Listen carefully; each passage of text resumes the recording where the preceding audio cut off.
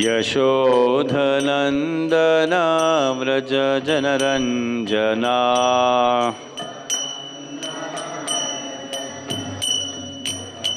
यशोधनन्दना व्रज जनरञ्जना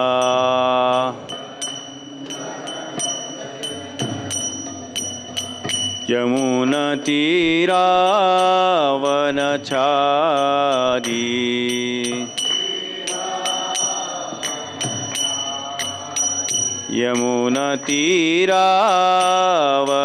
यमुनतीरावनचारी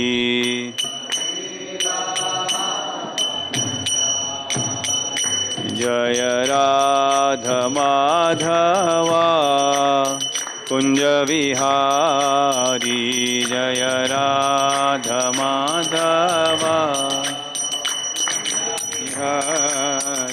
जय गोपीजनवल्लभा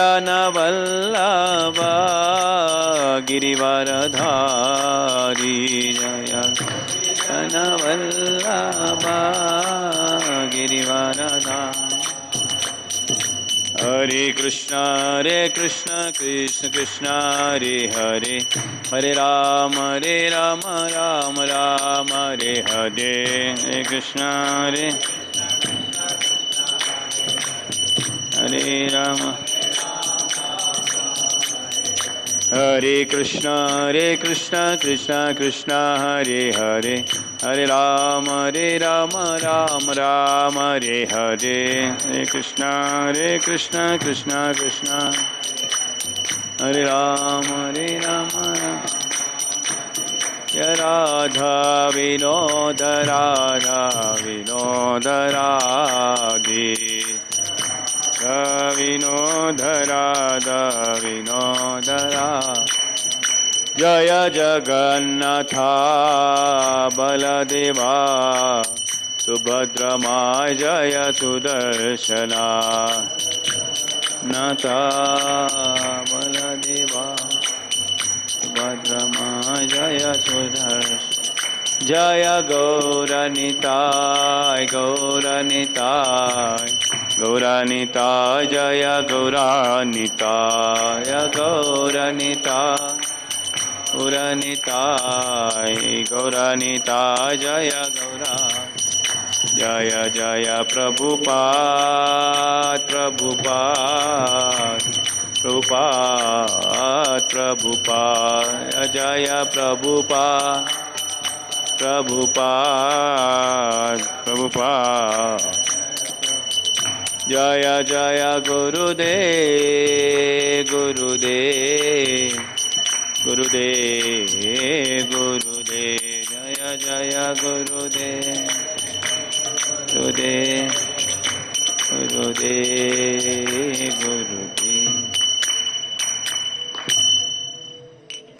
जय ओम विष्णुपाद परमहंस परिव्राजकाचार्य अष्टोत्तर शतश्री अभय चरण अरविंद भक्ति वेदांत स्वामी शिल प्रभुपाद महाराज की इस्कॉन फाउंडर आचार्य बीबीडी founder acharya saviour of the whole world Jagat guru शिल प्रभुपाद की जय ओम विष्णुपाद परमहंस परिव्राजकाचार्य अष्टोत्तर शतश्री भक्ति सिद्धांत सरस्वती गोस्वामी महाराज शिल प्रभुपाद की अनंत कोटि वैष्णव वृंद की नामाचार्य श्री हरिदास ठाकुर की प्रेम से कहो श्री कृष्ण चैतन्य प्रभु नित्यानंद श्री अद्वैत गदाधर शिवासदि श्री गौर भक्त वृंद की श्री श्री राधा कृष्ण गोप गोपीनाथ श्याम कुंड राधा कुंड गिरिराज गोवर्धन की ब्रजभूमि श्री वृंदावन धाम की मायापुर नवद्वीप धाम की पुरुषोत्तम क्षेत्र श्री जगन्नाथपुरी धाम की पुरुषोत्तम मास की गंगा मैया यमुना मैया की भक्ति देवी तुलसी महारानी की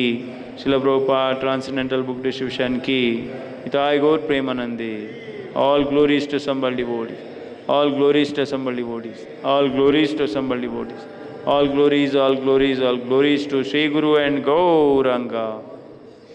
Hare Krishna. ನಮ್ಮ ಜೊತೆ ಇವತ್ತು ಸರ್ವಲಕ್ಷ್ಮಿ ತುಳಸಿ ಇದ್ದಾರೆ ಅವರನ್ನು ಸ್ವಾಗತಿಸೋಣ. ಪ್ರಭುಜಿ ಆ್ಯಕ್ಚುಲಿ ಕನ್ನಡದಲ್ಲಿ ತುಳುನಾಡಿನವರು ಅವರಿಗೆ ತುಳು ಮತ್ತು ಕನ್ನಡ ವಿಚಾರ ಮಾಡ್ತಾರೆ. ಅವರು ತುಂಬ ವರ್ಷದಿಂದ ಅವರು ಜಾಯಿನ್ ಇಸ್ಕೊಂಡು ಪುಣೆಯಲ್ಲಿ ನಾನು ಪುಣೆಯಲ್ಲಿ ಜಾಬ್ ಮಾಡುವಾಗ ಸೀನಿಯರ್ ಪ್ರೊಫೆಸರ್ ಆಗಿದ್ದು ಅವರು ತುಂಬ ರೆಸ್ಪಾನ್ಸಿಬಿಲಿಟಿ ಕೊಟ್ಟಿದ್ರು. ಈಗ ಪುಣೆಯಲ್ಲಿ ಸಾವಿರಾರು ಹೋಗ್ತಿದ್ದಾರೆ, ಸುಮಾರು 6,000 ಭಕ್ತರ ಒಂದು ಕಮ್ಯುನಿಟಿ ಇದೆ, ಅಷ್ಟು ದೊಡ್ಡ ಕಮ್ಯುನಿಟಿ. ಅಲ್ಲಿ ಅಧ್ಯಕ್ಷರು ಶ್ರೀಮಂತ ರಾಜೇಶ್ ಶಾಂತ್ ಅವರು. ಸೊ ಈಗ ಸರ್ವಲಕ್ಷ್ಮಿ ಅಲ್ಲಿ ಉಪಾಧ್ಯಕ್ಷರಾಗಿದ್ದಾರೆ. Is vice president of ISKCON Karnataka. Very big ದರ್ಶಿ ಕಮ್ಯುನಿಟಿ, ಸಾವಿರಾರು ಜನ ಭಕ್ತರು, ಸಾಕಷ್ಟು ಚಟುವಟಿಕೆಗಳು ನಡೀತಾ ಇದೆ ಅಂತ ದೊಡ್ಡ ಟೆಂಪಲ್ ಮತ್ತು ಅಷ್ಟು ದೊಡ್ಡ ಕಾಂಗ್ರಿಗೇಷನ್ ಅಂಬಾಸಿಡರ್ ಅಷ್ಟು ಸರಳ ಅಲ್ಲ, ಒಳ್ಳೆ ವ್ಯವಸ್ಥಾಪನೆ ಮಾಡಬೇಕಾಗ್ತದೆ. ಸೊ ಬರೀ 3 ವೈಸ್ ಪ್ರೆಸಿಡೆಂಟ್ 8 ವೈಸ್ ಪ್ರೆಸಿಡೆಂಟ್, ಅಷ್ಟು ದೊಡ್ಡ ಮ್ಯಾನೇಜ್ಮೆಂಟ್. ಸೊ ಪ್ರತಿ ಪರಮ ಪೂಜ್ಯ ಗೋಪಾಲಕೃಷ್ಣ ಬಸವ ಶಿಷ್ಯರಾಗಿದ್ದಾರೆ. ಮತ್ತು ಪ್ರತಿ ಬುಕ್ ಡಿಸ್ಟ್ರಿಬ್ಯೂಷನ್ ಡಿಪಾರ್ಟ್ಮೆಂಟ್, ಸಂಗೀತ ಡಿಪಾರ್ಟ್ಮೆಂಟ್, ಅಲ್ಲಿ ಜೀವದಯ ಅಂತ ಕರೀತಾರೆ. ಜೀವದಯ ಅಂದರೆ ಜೀವಿಗಳಿಗೆ ಕೃಷ್ಣನ ದಯೆಯನ್ನು ಕೊಡುವುದು, that's for books. So Jeevadaya ಡಿಪಾರ್ಟ್ಮೆಂಟಿಂದ ಲಕ್ಷ ಲಕ್ಷ ಬುಕ್ಸ್ ಪ್ರತಿ ವರ್ಷ ಅವರು ವಿತರಣೆ ಮಾಡ್ತಾ ಇದ್ದಾರೆ. ಹೋದ ವರ್ಷ ಸುಮಾರು 6.5 ಲಕ್ಷ ಭಗವದ್ಗೀತೆಗಳನ್ನು ವಿತರಣೆ ಮಾಡಿದ್ದಾರೆ. ಸೊ ಅಷ್ಟೊಂದು ಜನರಿಗೆ ತಲುಪಿಸಿದ್ದಾರೆ. ಮತ್ತು ಶ್ರೀ ಪ್ರಭುಜಿ ಪ್ರತಿದಿನ ಉದ್ದಾಗಿರುವ 2 ಗಂಟೆ ಪಬ್ಲಿಷನ್ ಮಾಡ್ತಾರೆ. ಹೊರಗಡೆ ಹೋಗಿ ಟೀಮ್ ಜೊತೆ ಪ್ರತಿದಿನ ಮಾಡ್ತಾರೆ. ಸೊ ಬರೀ ಹೇಳೋದಷ್ಟೇ ಅಲ್ಲ, ಬರೋದು ಮಾಡಿ ಕೂಡ ಬಳಸ್ತಾರೆ. ಮತ್ತು ಯಾವಾಗ ಕನ್ನಡ ನಡೆಯುವಾಗ ಕನ್ನಡ ಕ್ಲಾಸ್ ಕೊಡ್ತಾರೆ. ISKCON ಕಲ್ಚರ್ ಸೆಕ್ರೆಟರಿ ಬಂದಿದ್ದಾರೆ, ಬನ್ನಿ ಅವರನ್ನು ಸ್ವಾಗತಿಸುವ. ಹರೇ ಕೃಷ್ಣ ಮಾತನಾಡಿ. ಹರೇ ಕೃಷ್ಣ ಹರೇ ಕೃಷ್ಣ ಕೃಷ್ಣ ಕೃಷ್ಣ ಹರೇ ಹರೇ, ಹರೇ ರಾಮ ಹರೇ ರಾಮ, ರಾಮ ರಾಮ ಹರೇ ಹರೇ. ಓಂ ನಮೋ ಭಗವತೆ ವಾಸುದೇವಾಯ.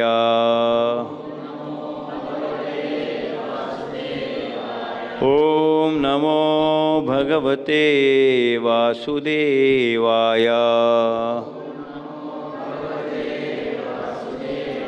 ನಾರಾಯಣಂ ನಮಸ್ಕೃತ್ಯ ನರಂ ಚೈವ ನರೋತ್ತಮಂ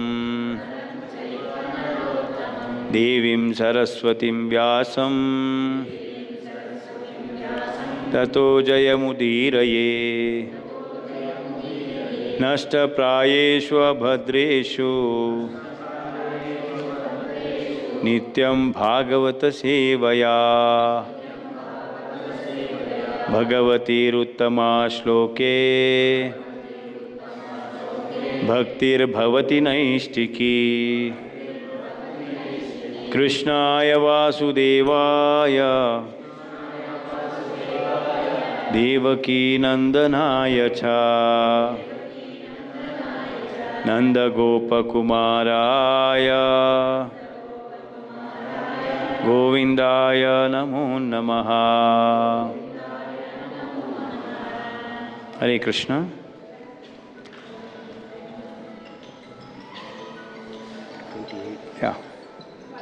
ಇವತ್ತಿನ ಶ್ರೀಮದ್ ಭಾಗವತಂ 4ನೇ ಸ್ಕಂದ, ಅಧ್ಯಾಯ ಕ್ರಮಾಂಕ 28, ಯಜ್ಞಮಂಟಪದಲ್ಲಿ ಭಗವಾನ್ ವಿಷ್ಣುವಿನ ಆವಿರ್ಭಾವ. ಶ್ಲೋಕ 28.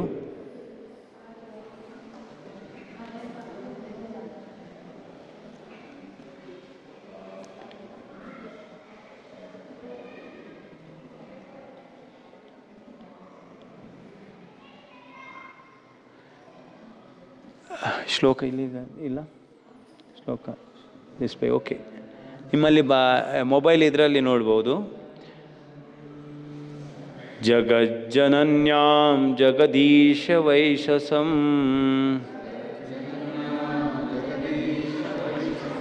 ಸ್ಯಾದೇವ ಯತ್ಕರ್ಮಣಿ ನ ಸಮೀಹತಂ ಈತಂ ಕರೋಷಿ ಫಲ್ಗೋ ಅಪ್ಯುರುದೀನವತ್ಸಲಃ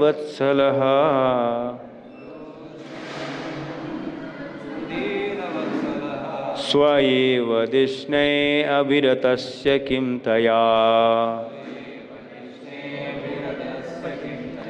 ಜಗಜ್ಜನನ್ಯಾಂ ಜಗದೀಶವೈಶಸಂ ಸ್ಯಾದೇವ ಯತ್ಕರ್ಮಣಿ ನ ಸಮೀಹಿತಂ ಕರೋಷಿ ಫಲ್ಗ್ವಾಪಿ ಉರುದೀನವತ್ಸಲಃ ಸ್ವ ಏವ ದಿಷ್ಣೇ ಅಭಿರತಸ್ಯ ಕಿಂ ತಯಾ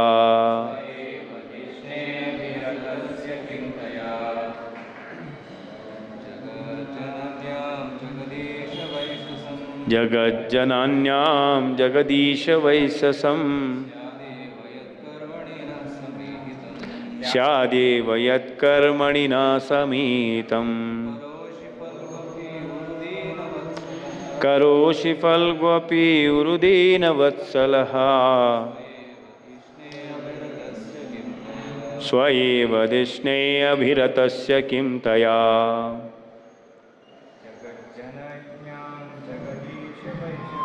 ಜಗಜ್ಜನನ್ಯಾಂ ಜಗದೀಶವೈಶಸಂ ಸ್ಯಾದೇವ ಯತ್ಕರ್ಮಣಿ ನ ಸಮೀಹಿತಂ ಕರೋಷಿ ಫಲ್ಗ್ವಪಿ ಉರುದೀನವತ್ಸಲಃ ಸ್ವ ಏವ ದಿಷ್ಣೇ ಅಭಿರತಸ್ಯ ಕಿಂ ತಯಾ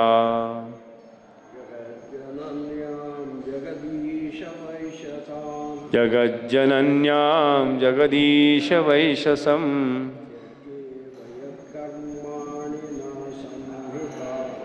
ಸ್ಯಾದೇವ ಯತ್ಕರ್ಮಣಿ ನ ಸಮೀಹಿತಂ ಕರೋಷಿ ಫಲ್ಗ್ವಪಿ ಉರುದೀನವತ್ಸಲಃ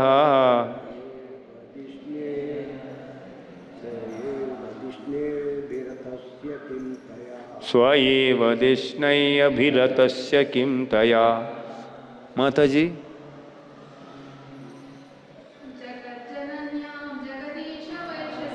ಜಗಜ್ಜನನ್ಯಾಂ ಜಗದೀಶವೈಶಸಂ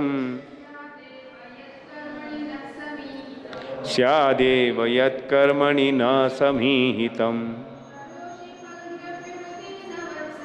ಕರೋಷಿ ಫಲ್ಗ್ವಪಿ ಉರುದೀನವತ್ಸಲಃ ಸ್ವ ಏವ ದಿಷ್ಣೈ ಅಭಿರತಸ್ಯ ಕಿಂ ತಯಾ. ಶಬ್ದಾರ್ಥ: ಜಗಜ್ಜನನ್ಯಾಂ, ಲೋಕಮಾತೆಯಾದ ಲಕ್ಷ್ಮಿಯಲ್ಲಿ,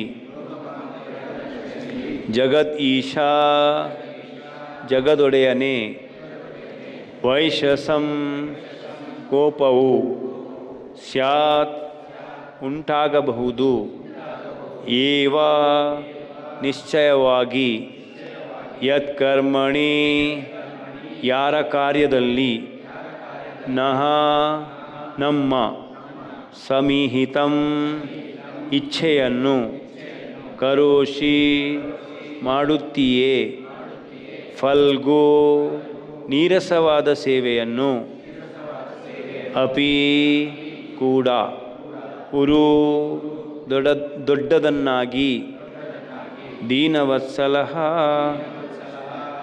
ಕರುಣಾಳುವು, ಸ್ವೇ, ತನ್ನ, ಏವ, ನಿಜವಾಗಿ, ದಿಷ್ಣೈ, ಸಂಪತ್ತಿನಲ್ಲಿ, ಅಭಿರತಸ್ಯ, ಸಂಪೂರ್ಣವಾಗಿ ತೃಪ್ತನಾದವನಿಗೆ, ಕಿಂ, ಏನು ಪ್ರಯೋಜನ, ತಯಾ, ಅವಳೊಡನೆ. ಅನುವಾದ ಮತ್ತು ಭಾವಾರ್ಥ ಎ.ಸಿ. ಭಕ್ತಿವೇದಾಂತ ಸ್ವಾಮಿ ಶ್ರೀಲ ಪ್ರಭುಪಾದರಿಂದ ಎ.ಸಿ. ಭಕ್ತಿವೇದಾಂತ ಶ್ರೀಲ ಪ್ರಭುಪಾದ ಕಿ. ನನ್ನ ಪ್ರಿಯ ಜಗದೀಶ್ವರನೇ, ಲಕ್ಷ್ಮಿಯು ವಿಶ್ವಜನನಿಯಾಗಿದ್ದಾಳೆ. ಆದರೂ ಆಕೆಯು ನಿರ್ವಹಿಸುತ್ತಿರುವ ಸೇವಾ ಕಾರ್ಯದಲ್ಲಿ ಮಧ್ಯಪ್ರವೇಶ ಮಾಡಿ ಅವಳು ಅಷ್ಟರ ಮಟ್ಟಿಗೆ ಆಸಕ್ತಳಾಗಿರುವ ಅದೇ ನೆಲೆಯಲ್ಲಿಯೇ ನಾನು ವರ್ತಿಸಿದರೆ ನನ್ನ ಮೇಲೆ ಕೋಪಗೊಳ್ಳಬಹುದು. ಆದರೂ ಹಾಗೇನಾದರೂ ತಪ್ಪು ಅಭಿಪ್ರಾಯ ಉಂಟಾದ ಸಂದರ್ಭದಲ್ಲಿ ಪ್ರಭುವೇ, ನೀನು ನನ್ನ ಪರವಾಗಿ ನಿಲ್ಲುತ್ತೀಯೇ ಎಂದು ಆಶಿಸುತ್ತೇನೆ. ಏಕೆಂದರೆ ನೀನು ದೀನವತ್ಸಲನು. ನಿನಗೆ ಸಲ್ಲಿಸಿದ ಅತ್ಯಲ್ಪ ಸೇವೆಯನ್ನು ಬಹುದೊಡ್ಡದಂತೆ ಸ್ವೀಕರಿಸುವೆ. ಆದ್ದರಿಂದ ಲಕ್ಷ್ಮೀದೇವಿಯು ಕುಪಿತಳಾದರೂ ನಿನಗೆ ಯಾವ ಹಾನಿಯೂ ಇಲ್ಲ. ಸ್ವಯಂಪೂರ್ಣನಾದ ನಿನಗೆ ಅವಳಿಂದ ಏನೂ ಆಗಬೇಕಾಗಿಲ್ಲವಷ್ಟೇ. ರಿಪೀಟ್ ಮಾಡಿ. ನನ್ನ ಪ್ರಿಯ ಜಗದೀಶ್ವರನೇ, ಲಕ್ಷ್ಮಿಯು ವಿಶ್ವಜನನಿಯಾಗಿದ್ದಾಳೆ. ಆದರೂ ಆಕೆಯು ನಿರ್ವಹಿಸುತ್ತಿರುವ ಸೇವಾ ಕಾರ್ಯದಲ್ಲಿ ಮಧ್ಯಪ್ರವೇಶ ಮಾಡಿ ಅವಳು ಅಷ್ಟರ ಮಟ್ಟಿಗೆ ಆಸಕ್ತಳಾಗಿರುವ ಅದೇ ನೆಲೆಯಲ್ಲಿಯೇ ನಾನೂ ವರ್ತಿಸಿದರೆ ನನ್ನ ಮೇಲೆ ಕೋಪಗೊಳ್ಳಬಹುದು. ಆದರೂ ಹಾಗೇನಾದರೂ ತಪ್ಪು ಅಭಿಪ್ರಾಯ ಉಂಟಾದ ಸಂದರ್ಭದಲ್ಲಿ ಪ್ರಭುವೇ, ನೀನು ನನ್ನ ಪರವಾಗಿ ನಿಲ್ಲುತ್ತೀಯೇ ಎಂದು ಆಶಿಸುತ್ತೇನೆ.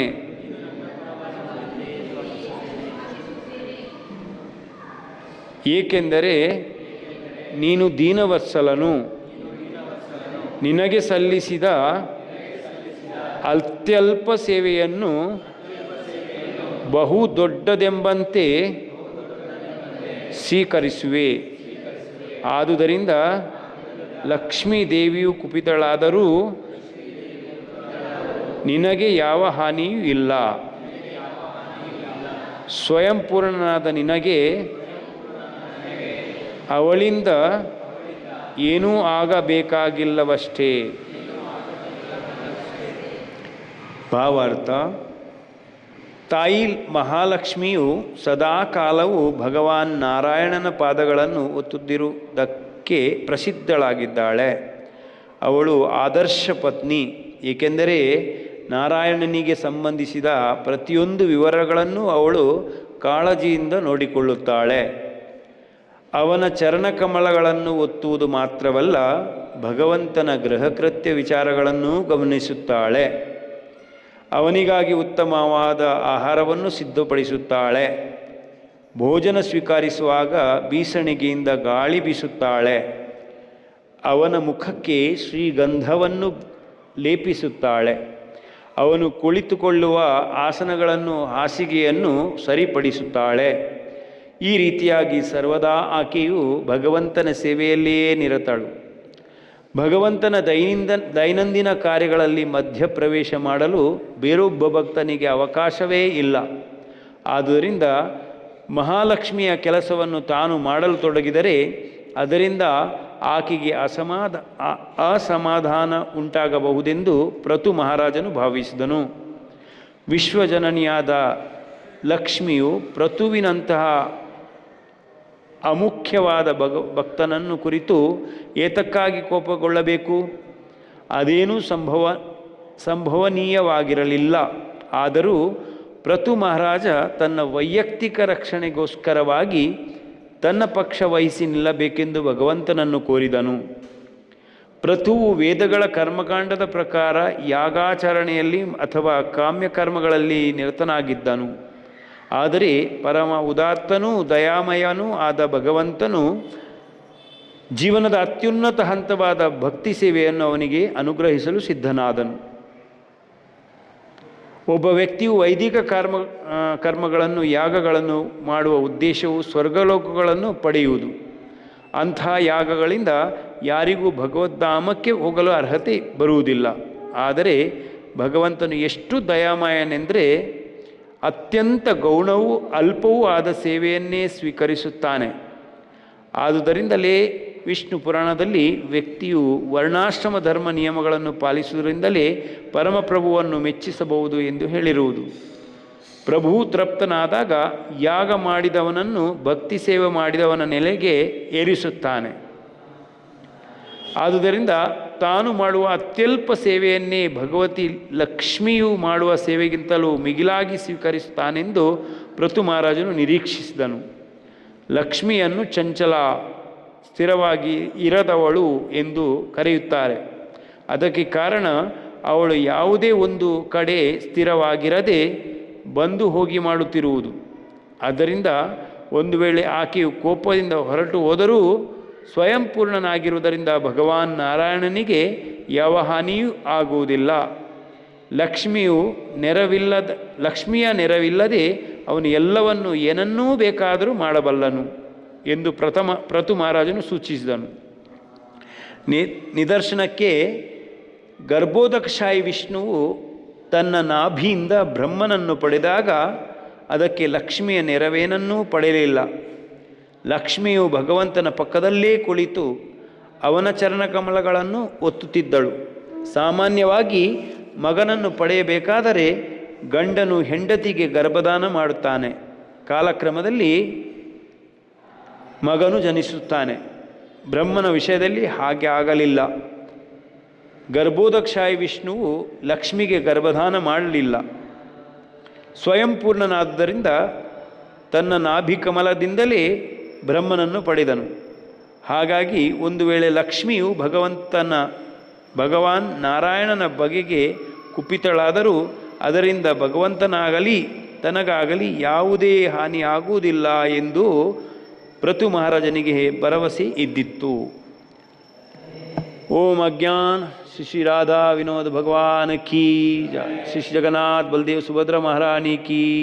ಶ್ರೀ ಗೌರ್ ನಿತಾಯ್ ಕೀ. ಶಿಲ ಪ್ರಭುಪಾದ್ ಕೀ. ನಿತಾಯ್ ಗೌರ್ ಪ್ರೇಮಾನಂದೇ. ಹರಿ ಹರಿ ಬೋಲ್. ಓಂ ಅಜ್ಞಾನತಿಮಿರಂಧಸ್ಯ ಜ್ಞಾನಾಂಜನಶಲಾಕಯಾ ಚಕ್ಷುರುನ್ಮಿಲಿತಂ ಯೇನ ತಸ್ಮೈ ಶ್ರೀಗುರವೇ ನಮಃ. ಶ್ರೀಚೈತನ್ಯಮನೋಭೀಷ್ಟಂ ಸ್ಥಾಪಿತಂ ಯೇನ ಭೂತಲೆ ಸ್ವಯಂ ರೂಪಕದಾ ಮಹ್ಯಂ ದದಾತಿ ಸ್ವಪದಾಂತಿಕಂ.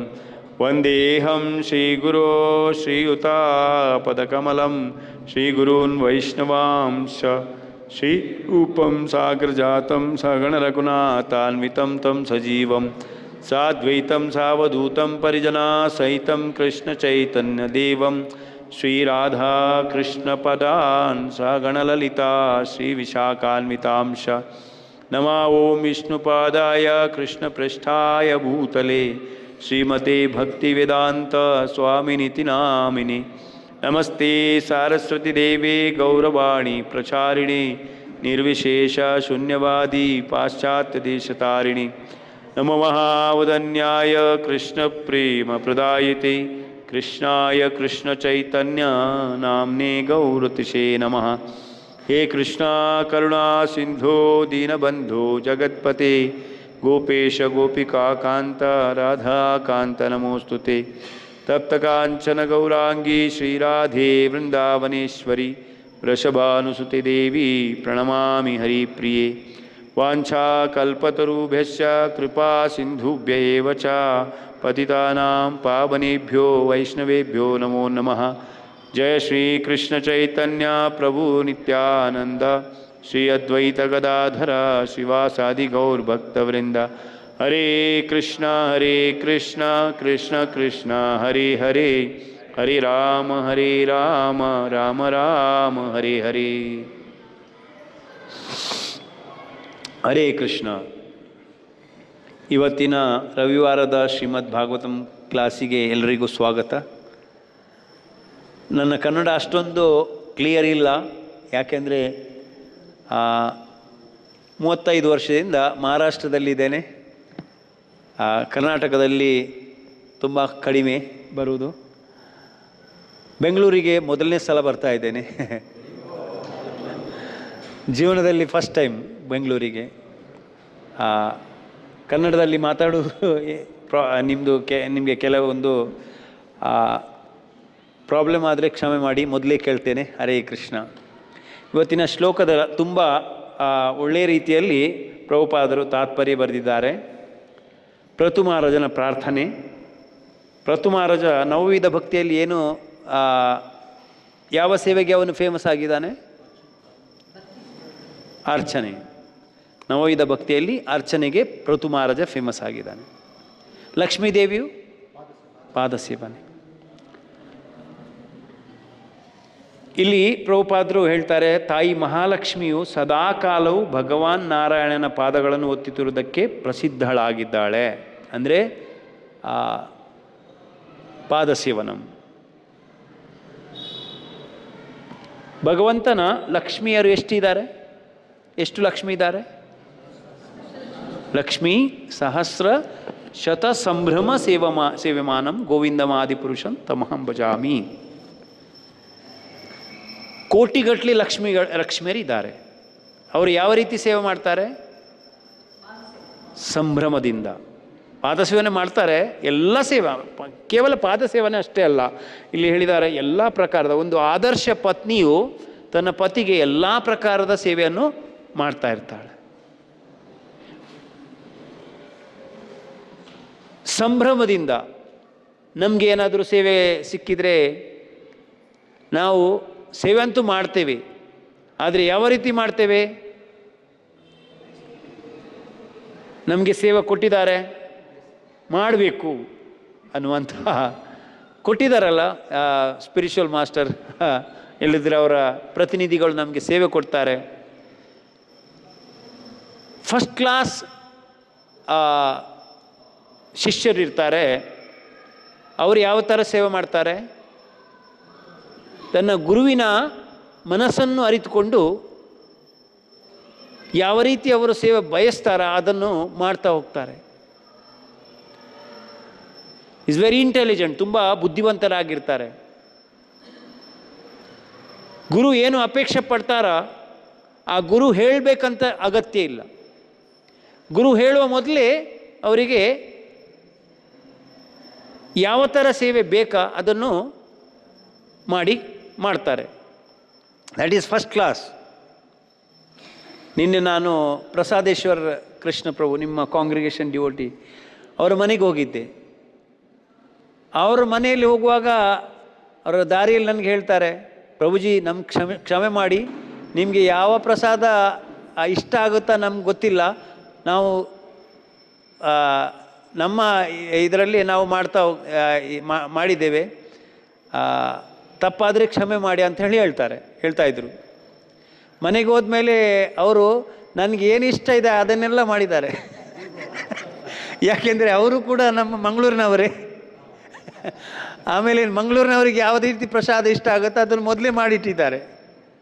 ಅಂದರೆ ಯಾರು ಬುದ್ಧಿವಂತರೇ ಇರ್ತಾರ ಶಿಷ್ಯರು, ಅವರು ಅಂದರೆ ಗುರುಗಳ ಸೇವೆ ಮಾಡುವಾಗ ಅವರು ಯಾವ ಥರ ಸೇವೆ ಮಾಡ್ತಾರೆ? Understanding the mind. ನಾವು ಕೂಡ ಭಗವಂತನಿಗೆ ಯಾವ ರೀತಿ ಸೇವೆ ಮಾಡಬೇಕು, ಭಗವಂತ ನಮ್ಮಿಂದ ಏನು ಇಷ್ಟಪಡ್ತಾನೆ ಅದನ್ನು ಸೇವೆ ಮಾಡಬೇಕು ಅಲ್ವಾ? ಭಗವಂತ ಏನು ಇಷ್ಟಪಡ್ತಾನೆ ನಮ್ಮಿಂದ?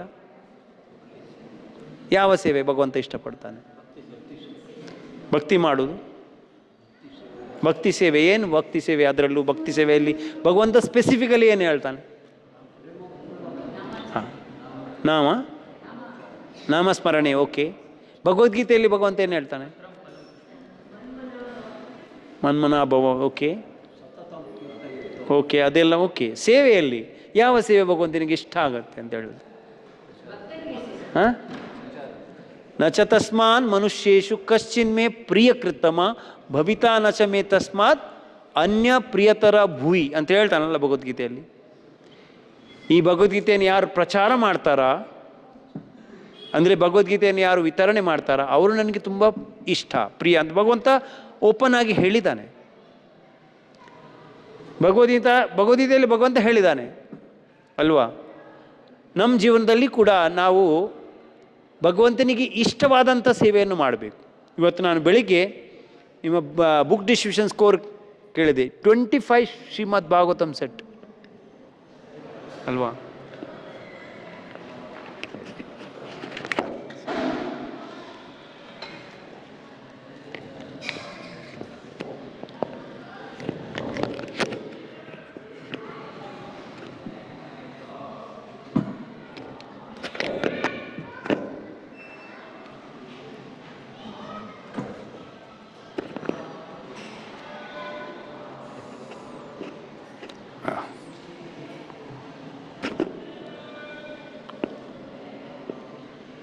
ಹರೇ ಕೃಷ್ಣ. 25 ಸೆಟ್ಸ್ ಆಫ್ ಶ್ರೀಮದ್ ಭಾಗವತಂ ವಿತರಣೆ ಮಾಡಿದ್ದಾರೆ. ಅಂದರೆ ಪ್ರಭುಪಾದರು ಕೂಡ ತಮ್ಮ ಗುರುಗಳ ಫಸ್ಟ್ ಕ್ಲಾಸ್ ಡಿಸೈಪಲ್ ಆಗಿದ್ದರು. ಪ್ರಭುಪಾದರ ಗುರುಗಳಾದ ಭಕ್ತಿ ಸಿದ್ಧಾಂತ ಸರಸ್ವತಿ ಮಹಾರಾಜರಿಗೆ ಬಹು ಸಂಖ್ಯೆಯಲ್ಲಿ ಶಿಷ್ಯರಿದ್ದರು. ಆ ಭಕ್ತಿ ಸಿದ್ಧಾಂತ ಸರಸ್ವತಿ ಮಹಾರಾಜರಿಗೆ ಕೂಡ ಈ ಇನ್ಸ್ಟ್ರಕ್ಷನ್ ಎಲ್ರಿಗೂ ಕೊಟ್ಟಿದ್ದರು, if you ever get money print books and preach in English language. ಆದರೆ ಶಿಲ ಪ್ರಭುಪಾದರು ಅವರ ಗುರುಗಳ ಮನಸ್ಸನ್ನು ಅರಿತು ಸೇವೆ ಮಾಡಿದರು. ನಮ್ಮ ಗುರುಗಳಿಗೆ ಏನು ಬೇಕು ಅನ್ನುವಂಥ ಒಂದು ವಿಚಾರಧಾರಣೆ ಅವರಿಗಿತ್ತು. ಅದಕ್ಕಾಗಿ ಜಗತ್ತಿನಾದ್ಯಂತ ಪ್ರಚಾರ ಮಾಡಿದ್ದಾರೆ. ಭಕ್ತಿ ಸಿದ್ಧಾಂತ ಸರಸ್ವತಿ ಮಹಾರಾಜರ ಪ್ರಿಯ ಶಿಷ್ಯರಾಗಿ ಜಗದ್ಗುರು ರೂಪದಲ್ಲಿ ಇವಾಗ ಪ್ರಚಾರ ಮಾಡ್ತಾ ಇದ್ದಾರೆ. ಇವಾಗ ಲಕ್ಷ್ಮಿಯ ಬಗ್ಗೆ ಹೇಳಿದ್ದಾರೆ.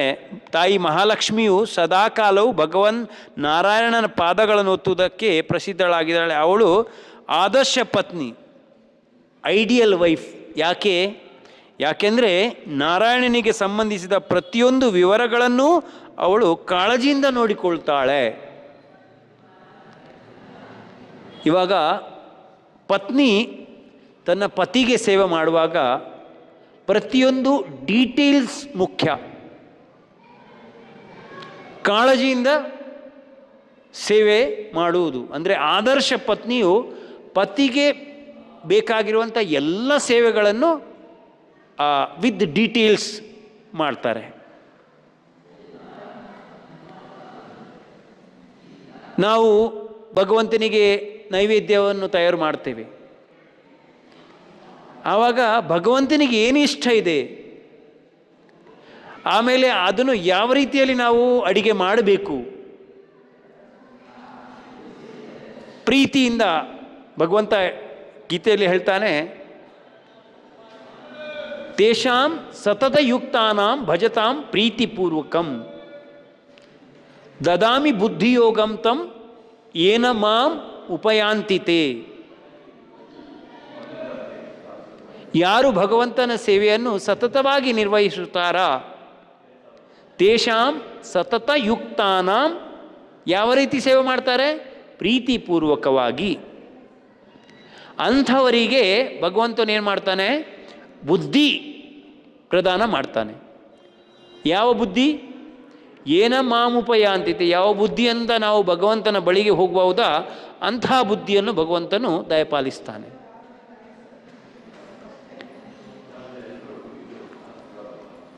ನಮ್ಮಿಂದ ಭಗವಂತ ಏನು ಅಪೇಕ್ಷೆ ಮಾಡ್ತಾನೆ, ನಾವು ಮಾಡುವಂಥ ಸೇವೆ ಪ್ರೀತಿಯಿಂದ ಕೂಡಿರಬೇಕು ಅಷ್ಟೇ. ಭಗವಂತನಿಗೆ ಬೇರೆ ಏನೂ ಬೇಡ. ಭಗವಂತನಿಗೆ ಸೇವೆ ಮಾಡಲಿಕ್ಕೆ ಲಕ್ಷಾಂತರ ಲಕ್ಷ್ಮಿಯರು ಸೇವೆ ಮಾಡಲಿಕ್ಕೆ ತಯಾರಿದ್ದಾರೆ. ಎಲ್ಲಿ? ವೈಕುಂಠ ಲೋಕದಲ್ಲಿ. ಚಿಂತಾಮಣಿ ಪ್ರಕರ ಸದ್ಮ ಸುಕಲ್ಪ ವೃಕ್ಷ ಲಕ್ಷಾವೃತೇಶು ಸುರಭೀರ ವಿಪಾಲಯಂತಂ ಲಕ್ಷ್ಮೀ ಸಹಸ್ರ ಶತ ಸಂಭ್ರಮ ಸೇವ್ಯಮಾನಂ ಗೋವಿಂದಮಾದಿ ಪುರುಷಂ ತಮಹಂ ಭಜಾಮಿ. ಅಂದರೆ ಭಗವಂತನ ಧಾಮ ಚಿಂತಾಮಣಿ ಧಾಮ. ಚಿಂತಾಮಣಿ ಧಾಮ ಅಂದ್ರೇನು? ಚಿಂತಾಮಣಿ ಅಂದರೆ ಒಂದು ಪ್ರಕಾರದ ಒಂದು ಕಲ್ಲು. ಆ ಚಿಂತಾಮಣಿ ಅನ್ನೋಂಥ ಕಲ್ಲನ್ನು ನಾವು ಕಬ್ಬಿಣಕ್ಕೆ ತಾಗಿಸಿದ್ರೆ ಅದೇನಾಗುತ್ತೆ? ಚಿನ್ನ ಆಗುತ್ತೆ. ಅಂಥ ಕಲ್ಲಿನಿಂದ ಮಾಡಿದಂಥ ಭಗವಂತನ ಮನೆ ಚಿಂತಾಮಣಿ ಪ್ರಕರ ಅನ್ನುವಂಥ ಇನ್ನೊಂದು ಇದಿದೆ. ಆ ಥರ ಸದ್ಮ ಅಂದರೆ ಮನೆ. ಯಾರ ಮನೆ? ಭಗವಂತನ ಮನೆ. ಚಿಂತಾಮಣಿ ಪ್ರಕರ ಸದ್ಮ ಸುಕಲ್ಪ ವೃಕ್ಷ. ಕಲ್ಪವೃಕ್ಷ ಅಂದರೆ ಆ ವೃಕ್ಷದ ಬಳಿ ಹೋಗಿ ಕಲ್ಪನೆ ಮಾಡಿದರೆ ಸಾಕು, ಆ ಮರ ನಮಗೇನೆಲ್ಲ ಬೇಕೋ ಅದನ್ನು ಕೊಡ್ತದೆ. ಇವಾಗ ಯಾವುದೇ ಮರ ಇರಲಿ, ಆದರೆ ಯಾವುದೇ ಹಣ್ಣು ಬೇಕಾದರೆ ನಿಮ್ಗೆ ಸಿಗುತ್ತೆ. ಪ್ರಭುಪಾದರು ಹೇಳ್ತಾರೆ, ನಿಮಗೆ ಪುರಿ ಬಾಜಿ ಬೇಕಾದರೆ ಪುರಿ ಬಾಜಿ ಕೂಡ ಅಲ್ಲಿಂದ ಸಿಗುತ್ತೆ. ಅಂಥ ಮರ ಕಲ್ಪವೃಕ್ಷ.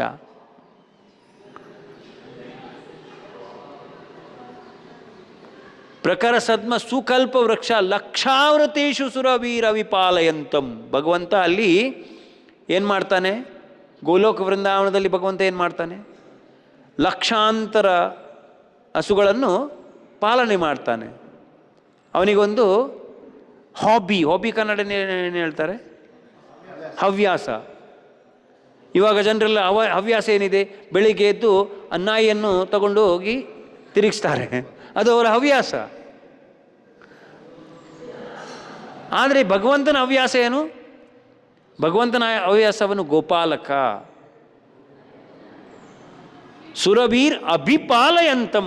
ಪಾಲಯಂತಂ ಅಂದರೆ ಪಾಲನೆ ಮಾಡ್ತಾನೆ, ಗೋಪಾಲನೆ ಮಾಡ್ತಾನೆ. ಅದಕ್ಕಾಗಿ ಅಭಿಪಾಲಯಂತಂ. ಇಲ್ಲಿನ ಜನರು ನಾಯಿ ಅಭಿಪಾಲಯಂತಂ. ಭಗವಂತ ಅಭಿಪಾಲಯಂತಮ, ಕೃಷ್ಣ ಗೋಪಾಲನೆ ಮಾಡ್ತಾನೆ. ಅವರಿಗೂ ಕೂಡ ಹವ್ಯಾಸ ಇದೆ. ಭಗವಂತ ಒಬ್ಬ ವ್ಯಕ್ತಿ, ಅವನಿಗೂ ಕೂಡ ಭಾವನೆ ಇದೆ. ಸುರಭೀರ್ ಅಭಿಪಾಲಯಂತ. ಸುರಭಿ ಅನ್ನುವಂಥ ಹಸುಗಳನ್ನು ಪಾಲನೆ ಮಾಡ್ತಾನೆ. ಎಷ್ಟು ಹಾಲು ಕೊಡುತ್ತೆ? ಸುರಭಿ ಅಂದರೆ ಬಿಳಿಯಾದ ಹಸು ಇದೆ, ಅದು ಎಷ್ಟು ಹಾಲು ಕೊಡುತ್ತೆ? ಅನ್ಲಿಮಿಟೆಡ್. ಇಲ್ಲಿನ ಥರ ಅಲ್ಲ. ಇಲ್ಲಿ ನಾವು ಒಂದು ಹಸು ಅಂದರೆ ಜಾಸ್ತಿ ಅಂದರೆ 4-5 ಲೀಟರ್ ಹಾಲು ಕೊಡ್ಬೋದು. ಅನ್ಲಿಮಿಟೆಡ್ ಹಾಲು ಕೊಡುವಂಥ ಹಸುಗಳು. ಸುರಭೀರ್ ಅಭಿಪಾಲಯಂತಂ ಲಕ್ಷ್ಮೀ ಸಹಸ್ರ ಶತ ಸಂಭ್ರಮ ಸೇವ್ಯಮಾನಂ. ಅಲ್ಲಿ ಲಕ್ಷ್ಮಿಯರು, ಲಕ್ಷಾಂತರ ಲಕ್ಷ್ಮಿಯರು ಸಂಭ್ರಮದಿಂದ, ದುಃಖವಾಗಿ ಅಲ್ಲ, ಪ್ರೀತಿಯಿಂದ ಸೇವೆ ಮಾಡ್ತಾರೆ. ಅಂಥ ಲಕ್ಷ್ಮಿಯರು ಸೇವೆ ಮಾಡ್ತಾ ಇರುವಾಗ ನಮ್ಮಂಥ ಸಾಧಾರಣ ಭಕ್ತರ ಸೇವೆಯನ್ನು ಭಗವಂತ ಸ್ವೀಕಾರ ಯಾಕೆ ಮಾಡ್ತಾನೆ? ಯಾವುದೇ ಕಾರಣ ಇಲ್ಲ. ಆದರೆ ಭಗವಂತ ನಮ್ಮಂಥ ಜನರ ಸೇವೆಯನ್ನು ಕೂಡ ಸ್ವೀಕಾರ ಮಾಡ್ತಾನೆ. ಲಕ್ಷ್ಮಿಯರು ಸೇವೆ ಮಾಡ್ತಾ ಇದ್ದಾರೆ, ಆದರೆ ಭಗವಂತ ನಮ್ಮಂಥ ಜನರು, ಇಲ್ಲಿ ಪೃಥು ಮಹಾರಾಜ, ಆ್ಯಕ್ಚುಲಿ ಪೃಥು ಮಹಾರಾಜ ಅವನು ಸಾಧಾರಣ ವ್ಯಕ್ತಿ ಆಗಿರಲಿಲ್ಲ, ಭಗವಂತನ ಶಕ್ತಿ ಆವೇಶ ಅವತಾರ ಆಗಿದ್ದ. ಈಗ ಶ್ರೀಮದ್ ಭಾಗವತಂ, ಅದರಲ್ಲಿ ನಾವು ಕಲಿಬೇಕಾದಂಥ ತುಂಬ ಪಾಯಿಂಟ್ಗಳಿದೆ. ಇವಾಗ ಇಲ್ಲಿ ಒಂದು ಶಬ್ದ ಬರೆದಿದ್ದಾರೆ, ಏನದು? ಫಲ್ಗು ಅಪಿ ಉರು ದೀನವತ್ಸಲ. ಭಗವಂತ ಏನು? ದೀನವತ್ಸಲ. ಉರು ದೀನವತ್ಸಲ. ಭಗವಾನ್ ದೀನವತ್ಸಲ ಅಂದರೆ ಕರುಣಾಳು. ಇಲ್ಲಿ ದೀನವತ್ಸಲ ಅಂತೇಳಿ, ವತ್ಸಲ ಅಂದರೆ ಏನು? ವಾತ್ಸಲ್ಯ. ಆ ವಾತ್ಸಲ್ಯಕ್ಕೆ, ವಾತ್ಸಲ್ಯ ಹೆಸರು ಏಕೆ ಬಂದಿದೆ? ವತ್ಸ ಅಂದರೆ ಏನು? ಕರು. ವತ್ಸ ಅಂದರೆ ಕರು. ಹರೇ ಕೃಷ್ಣ ಪ್ರಭುಜಿ. ಪ್ರಭುಜಿ ಪ್ರಸಾದೇಶ್ವರ ಕೃಷ್ಣ ಪ್ರಭುನ ಇವರೇ ನಮ್ಮ ಮನೆಗೆ, ಇವರ ಮನೆಗೆ ನಾವು ಹೋಗಿದ್ದೇವೆ ಅಲ್ಲಿ. ಹರೇ ಕೃಷ್ಣ. ಇವಾಗ ನೋಡಿ, ಆ ವತ್ಸ ಅಂದರೆ ಏನು? ಕರು. ಭಗವಂತನಿಗೆ ಕೂಡ ಇಲ್ಲಿ ದೀನವತ್ಸಲ ಅಂತ ಹೇಳಿ ಹೇಳಿದ್ದಾರೆ. ದೀನವತ್ಸಲ ಅಂದರೆ ಏನು? ಭಗವಂತ ಕರುಣಾಳು. ಭಗವಂತನ ಕರುಣೆಗೆ ಅದು ಒಂದು ಸೀಮೆನೇ ಇಲ್ಲ. ಯಾಕೆಂದರೆ ಯಾರಲ್ಲಿ ಭಗವಂತನ ಬಗ್ಗೆ ಭಕ್ತಿ ಇಲ್ವಾ ಅವರಿಗೂ ಕೂಡ ಭಗವಂತ ಕರುಣೆ ಕೊಡ್ತಾನೆ. ಇವಾಗ ಭಗವಂತ ಭಕ್ತವತ್ಸಲ ಅಂತೇಳಿ ಹೇಳಿದರೆ ಅದೊಂದು ಕ್ರೈಟೇರಿಯಾ ಇದೆ. ಅದರಲ್ಲಿ ಭಗವಂತ ಕೇಳ್ತಾನೆ, ಯಾರು ಭಕ್ತರಿದ್ದಾರಾ ಅವರಿಗೆ ಮಾತ್ರ ಕರುಣೆ ತೋರಿಸ್ತಾನೆ. ನಮ್ಮಲ್ಲಿ ಭಕ್ತಿಯೇ ಇಲ್ಲದಿದ್ದರೆ ಭಗವಂತ ಕರುಣೆ ತೋರಿಸ್ತಿಲ್ವಾ? ಇಲ್ಲ, ತೋರಿಸ್ತಾನೆ. ಭಕ್ತಿ ಇಲ್ಲದಿದ್ದರೂ ಭಗವಂತ ಕರುಣೆ ತೋರಿಸ್ತಾನೆ. ಅದಕ್ಕಾಗಿ ಇಲ್ಲಿ ದೀನವತ್ಸಲ ಅಂತ ಹೇಳಿ ಹೇಳಿದ್ದಾರೆ. ಭಗವಂತ ದೀನವತ್ಸಲ. ಈ ಕರು ಅಂದರೆ, ಈಗ ನೋಡಿ, ನಮಗೆ ಭಗವಂತನನ್ನು ಪ್ರಾಪ್ತಿ ಮಾಡಬೇಕಾದ್ರೆ ಶ್ರೀಮದ್ ಭಾಗವತದಲ್ಲಿ ಉಪಯೋಗಿಸಿರುವಂಥ ಪ್ರತಿಯೊಂದು ಶಬ್ದಕ್ಕೆ ಕೂಡ ಮೀನಿಂಗ್ ಇದೆ. ಹಾಗೆಯೇ ಅದು ಬಳಸಲಿಲ್ಲ. ಭಗವಂತನನ್ನು ಪ್ರಾಪ್ತಿ ಮಾಡಬೇಕಾದ್ರೆ ನಾವು ಭಕ್ತರ ಶರಣ ಹೋಗಬೇಕು. ಯಾವ ಥರ ನೋಡಿ, ಇವಾಗ ನಮಗೆ ದನವನ್ನು ಕರ್ಕೊಂಡು ಹೋಗಬೇಕಾದ್ರೆ, ನಾನು ಎಕ್ಸಾಕ್ಟ್ಲಿ ಇದನ್ನು ನೋಡಿದ್ದೆ. ನಮ್ಮ NVCC ಹತ್ರ ಒಂದು ಮನೆ ಇದೆ, ಎಲ್ಲೋ ಮನೆ ಗೊತ್ತಿದೆ, ಹತ್ರ ನಮ್ಮ ಸಖಿನಾಥ್ ಪ್ರಭು ಮನೆ. ಸಖಿನಾಥ್ ಪ್ರಭು ಅಂತೇಳಿ ಒಬ್ಬರು ಭಕ್ತರಿದ್ದರು. ಅವರ ಮನೆಯಲ್ಲಿ ಒಂದು ದೊಡ್ಡ ಆಕಳನ್ನು ತಂದಿದ್ರು. ಸ್ವಲ್ಪ ಸಮಯ ಅದನ್ನು ಪಾಲನೆ ಮಾಡಿದರು. ಆಮೇಲೆ ಅವರಿಗೆ ಅಷ್ಟು ಇದಾಗಲಿಲ್ಲ. ಆಮೇಲೆ ಅದನ್ನು ನಮ್ಮ ಫಾರ್ಮ್ ಹೌಸಿಗೆ ಕರ್ಕೊಂಡು ಹೋಗ್ಬೇಕು ಅಂಥೇಳಿ ಕೊಟ್ಟರು ಅವರು. ಅದನ್ನು ಕರ್ಕೊಂಡು ಹೋಗಲಿಕ್ಕೆ ನಾವು ಒಂದು ಟೆಂಪೋ ತೊಗೊಂಡು ಬಂದಿದ್ದು. ಆ ಟೆಂಪೋದಲ್ಲಿ ದನವನ್ನು ನಾವು ಮೇಲೆ ಹತ್ತಿಸಬೇಕಲ್ಲ. ಅದು ಎಷ್ಟು ದೊಡ್ಡ ಹಸುವಾಗಿದ್ದು, ಯಾರು 10 ಜನ ಒಟ್ಟಾಗಿ ಅದನ್ನು ಮೇಲೆ ಎತ್ತಲು ಅದು ಮೇಲೆ ಹೋಗಲಿಲ್ಲ. ಆವಾಗ ನಮ್ಮ ದೇವಸ್ಥಾನದಲ್ಲಿ ಒಬ್ಬ ವಿಲೇಜರ್, ಅಂದರೆ ಒಂದು ವಿಲೇಜಿಂದ ಅವರು ಬಂದರು. ಏನು ಮಾಡ್ತಿದ್ರು, ಆ ಹಸುವನ್ನು ನಾವು ಟೆಂಪೋಕ್ಕೆ ಹಾಕಬೇಕು. ಆ ಹಸು ಟೆಂಪೋಗೆ ಹಾಕೋದು ತುಂಬ ಕಷ್ಟ. ಅದು 10 ಜನ ಹಾಕಿದರೂ ಮೇಲೆ ಹೋಗೋದಿಲ್ಲ. ಏನು ಮಾಡೋದು? ಅವ್ರಿಗೆ ನಾನು ಒಬ್ಬನೇ ಹಾಕ್ತೇನೆ, ನೀವು ಹೋಗಿ ಅಂತೇಳಿ ಎಲ್ಲರೂ. ಅದೇ ಎಲ್ಲರೂ 10 ಜನ ಒಟ್ಟಾಗಿದ್ದು ಮೇಲೆ ಹಾಕ್ಲಿಕ್ಕೆ ಪ್ರಯತ್ನ ಮಾಡ್ತಾರೆ, ಅವ್ರು ಹಾಕ್ಲಿಕ್ಕಿಲ್ಲ, ನೀನು ಹೇಗೆ ಮಾಡ್ತೀಯಾ ಅಂತೇಳಿ ಕೇಳಿದರು. ಅವ್ರೇನು ಮಾಡಿದರು, ನಮ್ಮ ಎಲ್ಲರೂ ಆಚೆ ಹೋಗಿ ಆ ಹಸುವಿನ ಕರುವನ್ನು ಟೆಂಪೋದ ಮೇಲೆ ಹಾಕಿದರು. ಆಮೇಲೆ ಟೆಂಪೋ ಡ್ರೈವರಿಗಳೇ ಸ್ಟಾರ್ಟ್ ಮಾಡಿ ಅಂತೇಳಿ ಟೆಂಪೋ ಸ್ಟಾರ್ಟ್ ಆಗುವಾಗ ಹಸು ಜಂಪ್ ಮಾಡಿ ಒಳಗೆ ಹೋಯ್ತು. ಅದಕ್ಕಾಗಿ ಇವಾಗ ನೋಡಿ, ನಮಗೆ ಭಗವಂತನನ್ನು ಕೂಡ ಪ್ರಾಪ್ತಿ ಮಾಡಬೇಕಾದ್ರೆ, ಭಗವಂತನನ್ನು ಪ್ರಾಪ್ತಿ ಮಾಡೋದಂದರೆ ಹಸುವನ್ನು ಎತ್ತಿ ಟೆಂಪೋಗೆ ಹಾಕೋದ ಥರ ತುಂಬ ಕಷ್ಟ. ಆದರೆ ಆ ಕರುವನ್ನು ಟೆಂಪೋದ ಒಳಗೆ ಹಾಕಿದರೆ ಹಸು ಜಂಪಾಗಿ ಒಳಗೆ ಹಾಕಿ. ಅದೇ ಥರ ಶುದ್ಧ ಭಕ್ತರ ನಾವು ನೆರವು ಪಡೆದು ಅವರಿಗೆ ಸೇವೆ ಮಾಡಿದರೆ ಭಗವಂತ ಫ್ರೀಯಾಗಿ ಸಿಗ್ತಾನೆ, ಜಂಪ್ ಮಾಡ್ತಾನೆ ಭಗವಂತ. ಇವಾಗ ಇಲ್ಲಿ ದೀನವತ್ಸಲ, ಭಗವಂತ ಕೂಡ ದೀನವತ್ಸಲ, ಕರುಣಾಳು. ಅದಕ್ಕಾಗಿ ಪ್ರೀರಿಕೃಷ್ಣ ನಾವು ಒಬ್ಬ ಬೊನಫೈಡ್ ಶುದ್ಧ ಭಕ್ತರು, ಆಚಾರ್ಯರು, ಅವರ ಬಳಿಗೆ ಹೋಗಿ ಅವರ ಕೃಪೆಯಿಂದ ನಾವು ಭಗವಂತನನ್ನು ಪ್ರಾಪ್ತಿ ಮಾಡ್ಬೋದು. ಲಕ್ಷ್ಮಿಯು ಭಗವಂತನಿಗೆ ವಿವಿಧ ಪ್ರಕಾರದ ಸೇವೆಯನ್ನು ಮಾಡ್ತಾಳೆ. ಯಾವ ರೀತಿ ಮಾಡ್ತಾಳೆ? With details. ನಾವು ಕೂಡ ಭಗವಂತನಿಗೆ ಅಡಿಗೆ ಮಾಡ್ತೇವೆ. ಕೆಲವೊಂದು ಸಲ ಏನಾಗುತ್ತೆ, ಅಡಿಗೆ ಮಾಡ್ತೇವೆ, ಆಮೇಲೆ ಕೆಳಗೆ ಅದು ಸುಟ್ಟು ಹೋಗಿರ್ತದೆ. ಯಾಕೆಂದರೆ ನಾವು ಡೀಟೇಲ್ ಫಾಲೋ ಮಾಡೋದಿಲ್ಲ. Not with love. ಏನಾದರೂ ಒಂದು ಮಾಡಬೇಕಲ್ಲ. ಕೆಲವೊಂದು ಸುಟ್ಟು ಹೋಗ್ತದೆ, ಕೆಲವೊಂದು ಅರ್ಧವರ್ಧ, ಫುಲ್ ಡೀಟೇಲ್ ಇರುವುದಿಲ್ಲ. ಆದರೆ ಲಕ್ಷ್ಮಿಯು ಆ ಥರ ಭಗವಂತನಿಗೆ ಸೇವೆ ಮಾಡುವುದಿಲ್ಲ. Detail, full detail. ಜಗನ್ನಾಥಪುರಿಯಲ್ಲಿ ಇವಾಗ ಪುರುಷೋತ್ತಮ ಮಾಸ ನಡೀತಾ ಇದೆ. ಜಗನ್ನಾಥಪುರಿಯಲ್ಲಿ ಭಗವಂತನಿಗೆ ಅನ್ನಬ್ರಹ್ಮ ಅಂತ ಹೇಳ್ತಾರೆ.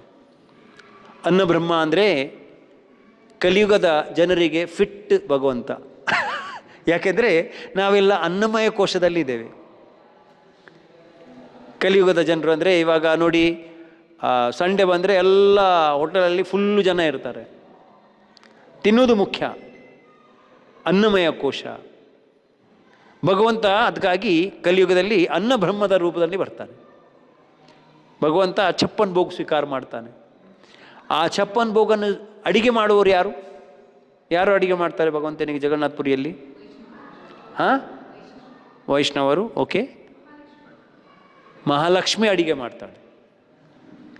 ಅದು ತುಂಬ ಡೀಟೇಲ್ ಇದೆ ಭಗವಂತನಿಗೆ ಯಾವ ರೀತಿ ಅಡಿಗೆ ಮಾಡ್ತಾರೆ ಅಂಥೇಳಿ. ಆ್ಯಕ್ಚುಲಿ ಜಗನ್ನಾಥಪುರಿಯಲ್ಲಿ ಅಡಿಗೆ ಕೂಡ ಮಾಡೋದು ತುಂಬ ಡೀಟೇಲ್. ಅದು ಅಲ್ಲಿ ಅಂದರೆ ಪ್ರತಿಯೊಂದು ಪರಿವಾರದವರಿಗೆ ಒಂದೊಂದು ಸೇವೆ ಇರುತ್ತೆ. ಇವಾಗ ಒಂದು ಪರಿವಾರದಲ್ಲಿ ತೆಂಗಿನಕಾಯಿ ಏನು ಮಾಡೋದು, ಸುರಿದು, ತೆಂಗಿನಕಾಯಿ ಸುರಿಯುವುದು. ಒಂದು ಪರಿವಾರಿಗೆ ಆ ಸೇವೆ ಇದ್ದರೆ ಅದು ಅವರ ಪರಿವಾರದೆಲ್ಲ ಎಲ್ಲರೂ ತೆಂಗಿನ ಕಾಯಿ ಸುರಿಯುವ ಸೇವೆಯನ್ನೇ ಮಾಡ್ತಾರೆ. ಅವರಾದಮೇಲೆ ಅವರ ಪರಿವಾರ ಮುಂದೆ ನೆಕ್ಸ್ಟ್ ಪೀಳಿಗೆ ಬರ್ತಾರೆ, ಅವರು ಕೂಡ ಅದನ್ನೇ ಸೇವೆ ಮಾಡ್ತಾರೆ. ಪಲ್ಯವನ್ನು ಕಟ್ ಮಾಡೋದು ಆ ಸೇವೆ ಇದ್ದರೆ ಅವರ ಪರಿವಾರದ ಕೂಡ ಅವರು ಅದೇ ಸೇವೆ ಅವರಿಗೆ. ಅದೇ ಥರ ಎಲ್ರಿಗೂ ಸೇವೆಯನ್ನು ಕೊಟ್ಟಿದ್ದಾರೆ. ಆಮೇಲೆ ಅವರಲ್ಲಿ ಒಂದು ಪ್ರಥೆ ಇದೆ, ಅವರು ಮದುವೆ ಆಗುವುದಾದರೆ ಇನ್ನೊಬ್ಬ ಪಂಡನೊಟ್ಟಿಗೆ ಮಾತ್ರ ಮದುವೆ ಆಗಬೇಕು. ಬೇರೆ ಇನ್ನೊಂದು ಜಾತಿಯಲ್ಲಿ ಅವರು ಮದುವೆ ಆದರೆ ಅವರ ಸೇವೆ ಹೋಗಿಬಿಡೋದು, ಅವರು ಸೇವೆ ಮಾಡಲಿಕ್ಕಿಲ್ಲ ಅವರಿಗೆ. ಒಂದು ಸಲ ಜಗನ್ನಾಥಪುರಿಯಲ್ಲಿ ಅದು ಲೀಲೆ ಇದೆ. ಒಬ್ಬ ಪಂಡ ಅವನಿಗಿಷ್ಟ ಭಗವಂತನ ಸೇವೆ ಮಾಡ್ತಾ ಇದ್ದ ಜಗನ್ನಾಥಪುರಿಯಲ್ಲಿ. ಸೇವೆ ಮಾಡ್ತಾ ಇರುವಾಗ ಅವನಿಗೆ ಇಚ್ಛೆ ಆಯಿತು, ನಾನೊಂದು ಸಲ ಗಂಗಾ ಸ್ನಾನ ಮಾಡಬೇಕು ಅಂತೇಳಿ ಇಚ್ಛೆ ಆಯಿತು, ಗಂಗಾ ಸ್ನಾನ ಮಾಡಬೇಕು ಅಂತ. ರಾತ್ರಿ ಮಲಗಿದಾಗ ಜಗನ್ನಾಥ ದೇವರು ಅವನಿಗೆ ಸ್ವಪ್ನದಲ್ಲಿ ಬಂದು ಹೇಳ್ತಾರೆ, ಇಲ್ಲಿ ಬದಿಯಲ್ಲಿ ಒಂದು ಗಂಗೆ ಇದೆ. ಯಾವ ಗಂಗೆ ಅದು? ಶ್ವೇತಗಂಗಾ. ಆ ಶ್ವೇತಗಂಗದಲ್ಲಿ ಹೋಗಿ ಸ್ನಾನ ಮಾಡು, ಗಂಗೆಯಲ್ಲಿ ಸ್ನಾನ ಮಾಡಿದಾಗ ಆಗತ್ತೆ ಅಂತ. ಶ್ವೇತಗಂಗದಲ್ಲಿ ಹೋಗಿ ಸ್ನಾನ ಮಾಡಿದ. ನೀರಲ್ಲಿ ಮುಳುಗಿದ ಮೇಲೆ ಜಗನ್ನಾಥಪುರಿ ಮಂದಿರದ ಬದಿಯಲ್ಲಿ ಯಾರೆಲ್ಲ ನೋಡಿದ್ರಿ ಶ್ವೇತಗಂಗಾ ನೋಡಿ. ಆ ಶ್ವೇತಗಂಗದಲ್ಲಿ ಸ್ನಾನ ಮಾಡಿದರೆ ಗಂಗಾ ಸ್ನಾನ ಮಾಡಿದ ಹಾಗೆ. ಅಲ್ಲಿ ಆ ಪಂಡ ಗಂಗಾದಲ್ಲಿ ಮುಳುಗಿದ. ಎಲ್ಲಿ ಮೇಲೆ ಎದ್ದ? ಈ ಪ್ರಯಾಗರಾಜಲ್ಲಿ ಅಲ್ಲಿ ಮೇಲೆ ಎದ್ದ. ಮುಳುಗಿದ್ದೆಲ್ಲಿ? ಪುರಿಯಲ್ಲಿ. ಶ್ವೇತಗಂಗದಲ್ಲಿ ಎದ್ದದಲ್ಲಿ ಪ್ರಯಾಗರಾಜದಲ್ಲಿ, ಅಲ್ಲಾಹಾಬಾದ್ ಹೇಳ್ತಾರ ಅಲ್ಲಿ ಮೇಲೆ ಎದ್ದ. ಆಮೇಲೆ ಮೇಲೆ ಎದ್ದ, ನೋಡ್ತಾನೆ ಇದೆಲ್ಲ ನಾನು ಇವಾಗ ಎಲ್ಲಿ ಬಂದಿದ್ದೇನೆ? ಪ್ರಯಾಗರಾಜ್ ಬಂದಿದ್ದೇನೆ. ಅಲ್ಲಿ ಸ್ವಲ್ಪ ಸಮಯದ ಮೇಲೆ ಅಲ್ಲಿನ ಒಬ್ಬ ಸ್ತ್ರೀಯೊಟ್ಟಿಗೆ ಅವನಿಗೆ ಮದುವೆ ಆಯಿತು. ಆಮೇಲೆ ಅವಳು ಗರ್ಭವತಿ ಆದಳು. ಇವನಿಗೆ ಪುನಃ ನೆನಪು, ನಾನು ಜಗನ್ನಾಥ ದೇವರ ಸೇವೆ ಮಾಡ್ತಾ ಇದ್ದೆ, ಇವಾಗ ಎಲ್ಲಿ ಬಂದೆ ಅಂಥೇಳಿ ನಾನು ಪುನಃ ಇಲ್ಲಿ ಜಗನ್ನಾಥಪುರಿಗೆ ಹೋಗ್ಬೇಕು ಅಂತೇಳಿ ಬಂದ. ಇಲ್ಲಿ ಪುರಿಗೆ ಬಂದ ಮೇಲೆ ಸ್ವಲ್ಪ ದಿನದ ಮೇಲೆ ಈ ಹೆಂಗಸು ಇಲ್ಲಿ ಬಂದಳು. ಎಲ್ಲಿಗೆ? ಜಗನ್ನಾಥಪುರಿಗೆ. ಇವಾಗ ಅವಳೆ ಮಗುವಿಗೆ ಜನ್ಮ ಕೊಟ್ಟಿದ್ಲು, ಮಗ ಇದ್ದ. ಇವನ ಹತ್ರ ಬರುವಾಗ ಇವನಿಗೆ ಎದುರಾಯ್ತು, ನಾನು ಇವಾಗ ಇವಳೊಟ್ಟಿಗೆ ಮದುವೆ ಮಾಡಿದ್ದೇನೆ ಅಂತೇಳಿ ಗೊತ್ತಾದರೆ ನನ್ನ ಸೇವೆ ಹೋಗಿ ಬಿಡುತ್ತೆ. ಅದಕ್ಕೆ ಅವನು ಹೇಳಿದ, ನನಗೆ ನೀನು ಯಾರಂತೇಳಿ ಗೊತ್ತಿಲ್ಲ, ಹೋಗಪ್ಪ, ನೀನು ಯಾರಂತ ನನಗೆ ಗೊತ್ತಿಲ್ಲ ಅಂತ ಹೇಳಿಬಿಟ್ಟ. ಆಮೇಲೆ ಈ ಸ್ತ್ರೀ ಇವಾಗ ಏನು ಮಾಡೋದು? ಮದುವೆ ಆಗಿದೆ, ಮಗ ಇದ್ದಾನೆ, ಹೇಳ್ತಾ ಇದ್ದಾನೆ ನೀನು ಯಾರಂತೇಳಿ ಗೊತ್ತಿಲ್ಲ, ಇವಾಗ ಏನು ಮಾಡೋದು ಅಂಥೇಳಿ ಆವಾಗ ಅಲ್ಲಿನ ಜನರ ಒಟ್ಟಿಗೆ ಚರ್ಚೆ ಮಾಡುವಾಗ ಅವರು ಹೇಳಿದರು, ನೀವು ರಾಜನ ಬಳಿಗೆ ಹೋಗಿ, ರಾಜ ನಿಮಗೆ ನಿಜವಾಗಿ ಒಳ್ಳೆಯ ತೀರ್ಪು ಕೊಡ್ಬೋದು ಅಂಥೇಳಿ ರಾಜನ ಬಳಿಗೆ ಹೋದ. ಆ ರಾಜನಿಗೆ ಬಳಿಗೆ ಹೋದ್ಮೇಲೆ ಆ ರಾಜ ಕೇಳಿದ, ಏನಾಯಿತು? ಈ ಥರ ಆಗಿದೆ, ಇವನು ಅಲ್ಲಿ ಬಂದಿದ್ದ, ಆಮೇಲೆ ನನ್ನ ಮದುವೆ ಆಗಿದೆ, ಮಗ ಇದ್ದಾನೆ, ಇವಾಗ ಹೇಳ್ತಾ ಇದ್ದಾನೆ ನನ್ನ ಮಗನೇ, ನೀನು ಯಾರಂತೇಳಿ ಗೊತ್ತಿಲ್ಲ ಅಂಥೇಳಿ. ಅವಾಗ ರಾಜ ನೋಡಿದ, ಮಗನನ್ನು ನೋಡಿದರೆ ಈ ಪಂಡನ ಥರ ಕಾಣ್ತಾನೆ, ಏನೋ ಗಡ್ಬಡಿ ಇದೆ ಅಂಥೇಳಿ ಪಂಡನಿಗೆ ಹೇಳ್ತಾನೆ, ನಿಜವಾಗಿ ಹೇಳು, ಈ ಹೆಂಗಸು ಯಾರು, ಮಗ ಯಾರ್ದು ಮಗ ಹೇಳು, ಸತ್ಯ ಹೇಳದಿದ್ದರೆ ನಿನ್ನನ್ನು ನಾನು ಶೂಲಿಗೆ ಹಾಕ್ತೇನೆ, ಇವತ್ತು ನಿನಗೆ ಮರಣದಂಡನೆ ಆಗುತ್ತೆ. ಇವಾಗ ಹೆದರಿಕೆ ಆಯಿತು, ಸೇವೆ ಇಲ್ಲದಿದ್ದರೂ ತೊಂದರೆ ಇಲ್ಲ, ಜೀವ ಬರ್ತಲ್ಲ. ನಿಜವಾಗಿ ಹೇಳ್ದ, ಈ ಥರ ಆಯಿತು, ನಾನು ಶ್ವೇತಗಂಗದಲ್ಲಿ ಮುಳುಗಿದ್ದೆ, ಅಲ್ಲಿ ಎದ್ದೆ. ಆವಾಗ ರಾಜ ಹೇಳ್ತಾನೆ, ಓಕೆ, ನಿನ್ನ ಸೇವೆ ಹೋಗುವುದಂತೇಳಿ ನೀನು ಹೆದರಿಕೆ ಪಡುವುದು ಅಗತ್ಯ ಇಲ್ಲ, ನಿನ್ನ ಸೇವೆ ಕಂಟಿನ್ಯೂ ಆಗತ್ತೆ ಅಂತೇಳಿ. ಅದು ಒಂದು ಪರಿವಾರಕ್ಕೆ ಮಾತ್ರ ಚೇಂಜ್ ಇದೆ. ಈ ಥರ ಜಗನ್ನಾಥಪುರಿಯಲ್ಲಿ ಸೇವೆ ಮಾಡುವವರು ಈ ಪಂಡಗಳು ಸೇವೆ ಮಾಡ್ತಾರೆ. ಅವರ ಪಂಗಡ ಇರ್ತದೆ, ಅವರು ಬೇರೆ ಬೇರೆ ಕೆಲವೊಂದು ಪಂಡಗಳಿಗೆ ಕೇವಲ ನೀರನ್ನು ತರುವ ಮಾತ್ರ ಸೇವೆ ಇರುತ್ತೆ. ಆ ಥರ ಬೇರೆ ಬೇರೆ ಸೇವೆ ಕೊಟ್ಟಿರ್ತಾರೆ. ಆದರೆ ಮುಖ್ಯವಾಗಿ ಅಡಿಗೆ ಮಾಡುವವರು ಯಾರು? ಲಕ್ಷ್ಮೀದೇವಿ. ಇವರೆಲ್ಲ ಇವರ ಅಂಡರ್, ಲಕ್ಷ್ಮೀಜಿಯ ಅಂಡರಲ್ಲಿ ಸೇವೆ ಮಾಡ್ತಾರೆ. ಮೊದಲೊಂದು ಗಣಪತಿ ಯಜ್ಞ ಮಾಡ್ತಾರೆ, ಆಮೇಲೆ ಲಕ್ಷ್ಮೀ ದೇವಿಗೆ ಪೂಜೆ ಮಾಡ್ತಾರೆ, ಆಮೇಲೆ ಅಡಿಗೆ ಮಾಡಲಿಕ್ಕೆ ಪ್ರಾರಂಭ ಮಾಡ್ತಾರೆ.